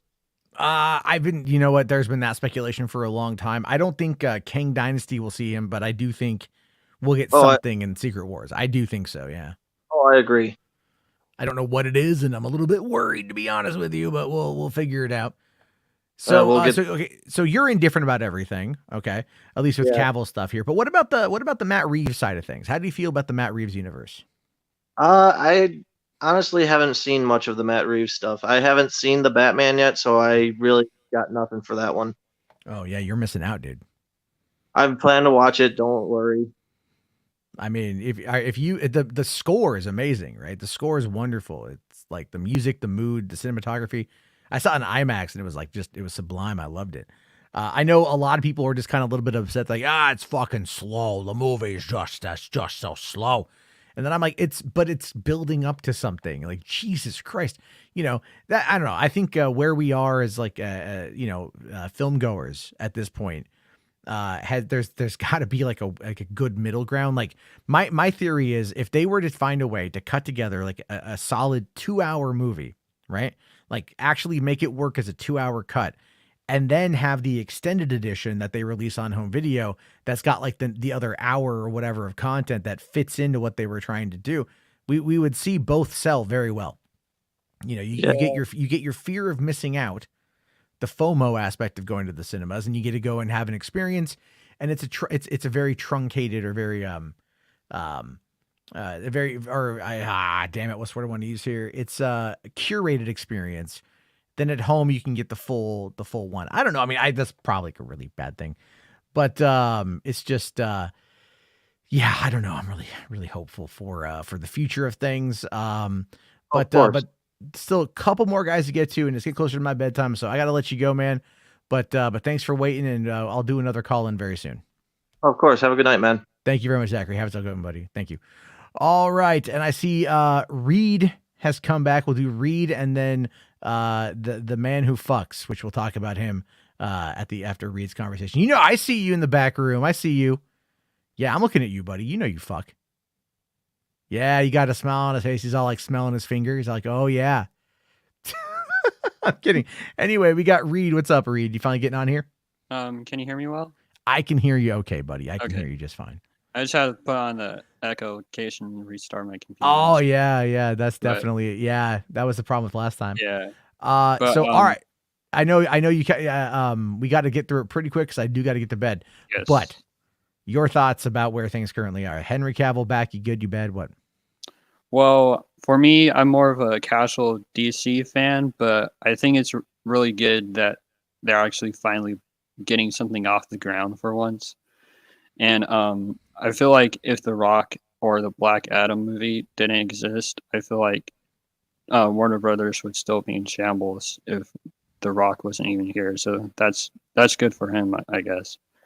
I agree. I absolutely agree. I do feel that even with Black Adam, if it wasn't for the regime change, it probably wouldn't have happened. I think they saw an opening and they went for it, and I think that's very smart and good on their part. And a main thing I'm looking forward to is pretty much just the Matt Reeves Batman universe, since I'm a really I just like Batman as a superhero for the DC, but I feel like if they're doing movie villain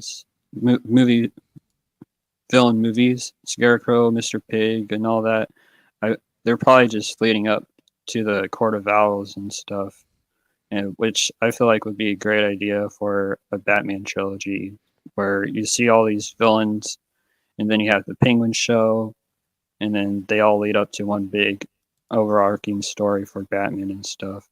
I could see that happening. I think I do believe that the Batman was somewhat influenced by Court of Owls.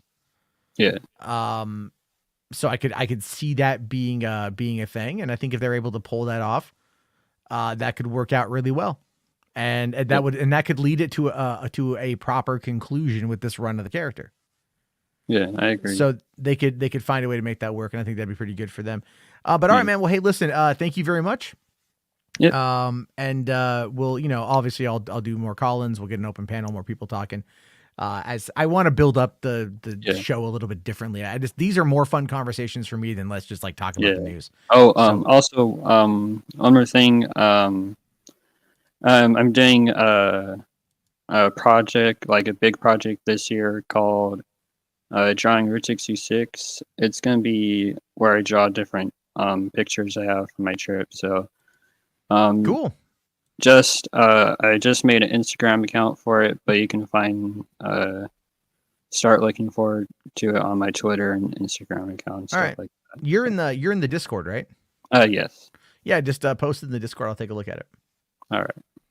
Cool, man. Well, thank you so much. And when are you going on your trip? For my trip, I'm going to be there Veterans Weekend in November since my dad has that off. So it'll be fun. We're going to Kentucky, Memphis, Graceland, Waverly Hills, all that stuff. Very cool. Yeah. Well, all right. Well, I might as have well. fun. Oh. I know you have fun with that, buddy. And we'll definitely talk again soon. All right. Yeah. All right. Have a good one, Reed. Thank you so much, Yep. buddy. All right. Thank you. Real quick here. Vizak came back. He said, I just watched the opening of Way of the Gun. I need to see this movie. It's awesome. This guy should definitely direct Man of Steel too. There you go. We have one right there for one vote for Christopher McQuarrie. Awesome, Vizak. Glad you liked it, buddy. Anyway, so to come in last, this guy, as I said, this guy fucks. He fucks so hard all the time, nonstop fucking all the time. Guy, like in between TikToks and YouTube videos and Instagram posts, this guy's just balls fucking deep. Vince, what's up, buddy? Hey, I wish that was true. I'll make it quick. I'm not the biggest DC fan, but I absolutely love Man of Steel, and I really like the Batman enough to buy it for $5 when I found it at Walmart on 4K. How do you find it at Walmart? Okay, now Dude, was this with your employee discount or is like? Well, when I was working at Walmart, which I left there a couple weeks ago, just started my new job today. The discount didn't count on that stuff. Oh, okay. But still, how did you find for $5? I think people were like, they would come in the bag, and I think this stuff would come in bulk, and they would just mislabel it, and I would use my phone app and be like, this can't really be $5, you know, like in the bin. Like I got the entire series of Married with Children for $5. Oh wow! I'm like, it was on DVD. Same with the Batman animated series. I'm like, this can't be right. And it scanned, and then when I went to check out, it was $5. And I'm like, I'm not gonna complain, so I'm gonna get out of here with this. But yeah, I'm gonna go see Black Adam Thursday. Again, not the biggest DC fan. The only other DC movie I've seen in theaters in the last 20 years is the Batman, and that's because I won tickets from William. Old man William. Old man William, yeah. But it's not that I hate DC or anything. I'm not even like the hugest Marvel fan. Me and my girlfriend just like go and see fun movies in theater and whatever. Sure. But I absolutely love Shazam. I'm kind of kicking myself that I didn't see it in theater. But yeah, I've never really been on your channel, so I figured, fuck it, might as well get on and. No, I appreciate that. Also, make sure you check your PO box on Wednesday. Oh, on Wednesday, okay. I couldn't do the seal book because in between jobs, but I did manage to get you the regular 4K of the Army of Darkness. I hope that's cool. No. Hey, listen, I really appreciate it. Thank you so much. Oh, dude, it looks so good on 4K. It looks good. Do you Nice. actually have like a decent 4K? I have my 4K player is the Xbox One X, which I've had since 2017 and it works just fine. I do want to get the Xbox Series X, I think, over the PS5. I can't. As I've said before, the design of the PlayStation 5 is so gaudy and just unattractive to me that it literally turns me off from wanting to get it. Yeah, we got the Series X over the PS5 as well. Yeah, yeah. And that's And because Walmart actually had them in stock. So I didn't get a discount on that, so that was nice. If I could get, I mean, I'm in no rush to get anything right now, but I got to hook up the Xbox One X into the other bedroom so I can watch the 4Ks, because I've been watching like Lord of the Rings and 4K UHD on Amazon. It looks wonderful, but just to I want to start. I need to watch what I say is I enjoy watching older movies that have the 4K transfer, because I feel like that is like watching them in kind of a whole new format. Compared to before. It's like I watched Jaws recently in IMAX, and I hadn't seen Jaws since it was on VHS. So it was like remembering Jaws as a kid and then watching it again as an adult with 4K, upscaling, and the new all the sound work was just fucking great. So I like that stuff quite a bit. Yeah, when I got that Walmart job, the first thing I treated myself to, and it took like 5 payments, but I got that 65-inch Samsung QLED. Yeah. And shit looks ridiculous on it. And I don't actually use my Series X to play the physical 4Ks. I use this LG like dedicated 4K player. And me and my girlfriend both tested it out, and it was like looks so much better than a dedicated player. It's just the 4K. I think give it a couple years, and we're all just gonna be. Dude, we watched Wizard of Oz in 4K, and it was like, you would have thought the movie was made like a couple years ago. Ooh, that would be a good one. Like how good it looked, yeah. Yeah, I love Wizard of Oz. It's such a good movie. I was going to ask, like, do you have, real quick, I know you got to go to bed, but yeah, do you have a BVS and the Zack Snyder Justice League on 4K? Yes. I do. Okay, I do. I bought HBarts actually bought me a copy of Zack Snyder's Justice League in 4K from the UK last year before it came out physical here in the States. So I've got that, and then I bought myself the BVS IMAX edition, the upgraded version that they put out. I own both, and I've still never watched them. I feel like, ugh. You know what? Sit down. I would say sit down and watch them. You know what I mean? Like sometimes there's a benefit to watching movies like that in quick succession versus waiting a couple years or whatever. Because I think if it's a connected series of films or whatever, you can get a nice vibe out of it. And so I was gonna say, now that I'm not working overnights, I might actually find the time. Yeah, God, yeah, that's the. Speaking the of key. streaming, the one last thing I'll say is when I went into my work today, which I'm a shipper receiver there. Yeah. So I ship tires and all kind of outdoor shit, canoes. But they took us on this big thing, and they have this big video production department, and we go in there, and it's like, oh, come back behind here, and the first thing I noticed was a Stream Deck, and I was like, oh shit, a Stream Deck, and the guy's like, oh, you know what that is? And then I looked at the monitor that they're recording it, and it was like OBS.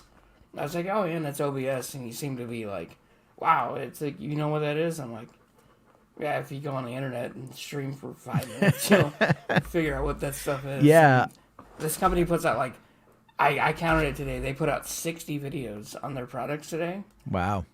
I was like, holy shit, they're really pumping their stuff out. Like I said, they're not really their big thing isn't really videos. It's putting out these outdoor equipment. Yeah. But they're so in depth, of the detail on their products. I'm like, that's pretty cool that you would go that far with it.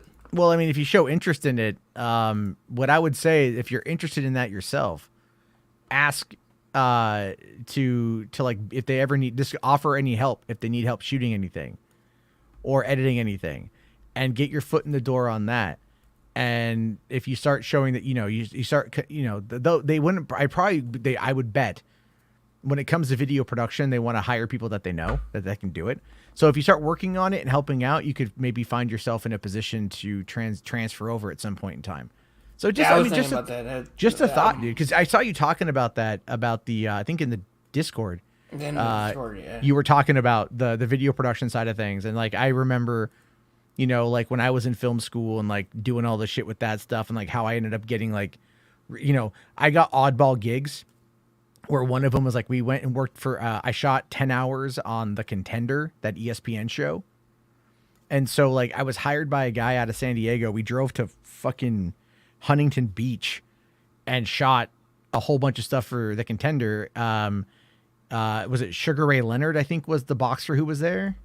So we got to hang out with him all day, and like, you know, we just like chilled out and stuff. And like I've went through that same guy. I worked on Jack in the Box corporate ads, like manager training videos. Like I'm actually in one of Jack in the Box's managerial training videos because they were like, we need a fucker to like stand here and like you have a decent shirt on, just sit here and look at the, you know, like just look intently at the person speaking. And I'm just like, got it, you know. And like, you know, like I've gone and worked again. We did Jack in the Box has their whole corporate offices in San Diego, so I've worked with them a bunch, and that's always a lot of fun. Yeah, dude, the worst Jack in the Box I've ever been to in my life was the one in Malibu, or one of the ones in Malibu. Of course, this was like 2002.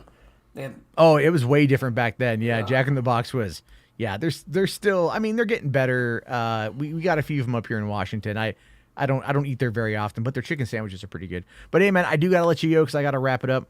But thank you very much, Vince. I really appreciate you, buddy. And, I'd love to be on more. Yeah, thanks for having me, man. I'll do again. I want to do more call-ins. I want to find a way to make it more community-driven on the show. So we'll get to that. Thank you so much, buddy. Get to sleep. Oh, no, yeah, you got work in the morning. Go to bed. I'm off till Friday. Oh well, go play video games. Yep, that's what I'm gonna do. Or make some TikToks, buddy. I'll talk to you later. All right. Have a good one, dude. Thank you so much. All right, everybody. That's a great set of conversations there. Real quick, Reed here dropped a $5 on the super chat. Says I'll also be posting updates about my trip in the Discord, and just post my accounts in the Discord for people who want the project. Cool. If you want to check out what Reed is doing on his trip up Route 66, great way to do that is to get in on the Discord. But I believe that's going to probably call it for us tonight. 2 hours and 16 minutes, everything about DC. My goodness. My God. It is definitely going to be a wild ride going forward. You Do Suck here says, time to rub one out. You know me, buddy. You know me. Remember, you got to, where's that at? Just slay queen, slay. There we go. It's going to be, who knows? This is also, by the way, the Jizz Network, Jarbo's Intimate Zesty Zings, which I need to probably promote that more. But anyway, thank you all so much, guys. If you haven't already, please leave a like on the stream. We are at 69. Actually, don't leave a like. Leave it where it's at 69. I'll take it. We had a really good turnout tonight, over 160 people watching at one point. A lot of new people in the chat. Some new people in the Discord as well. Thank you guys so much. I will see you all probably tomorrow night for another episode, and we'll chit chat more about movies. Have yourself a good one, everybody, and peace the hell out.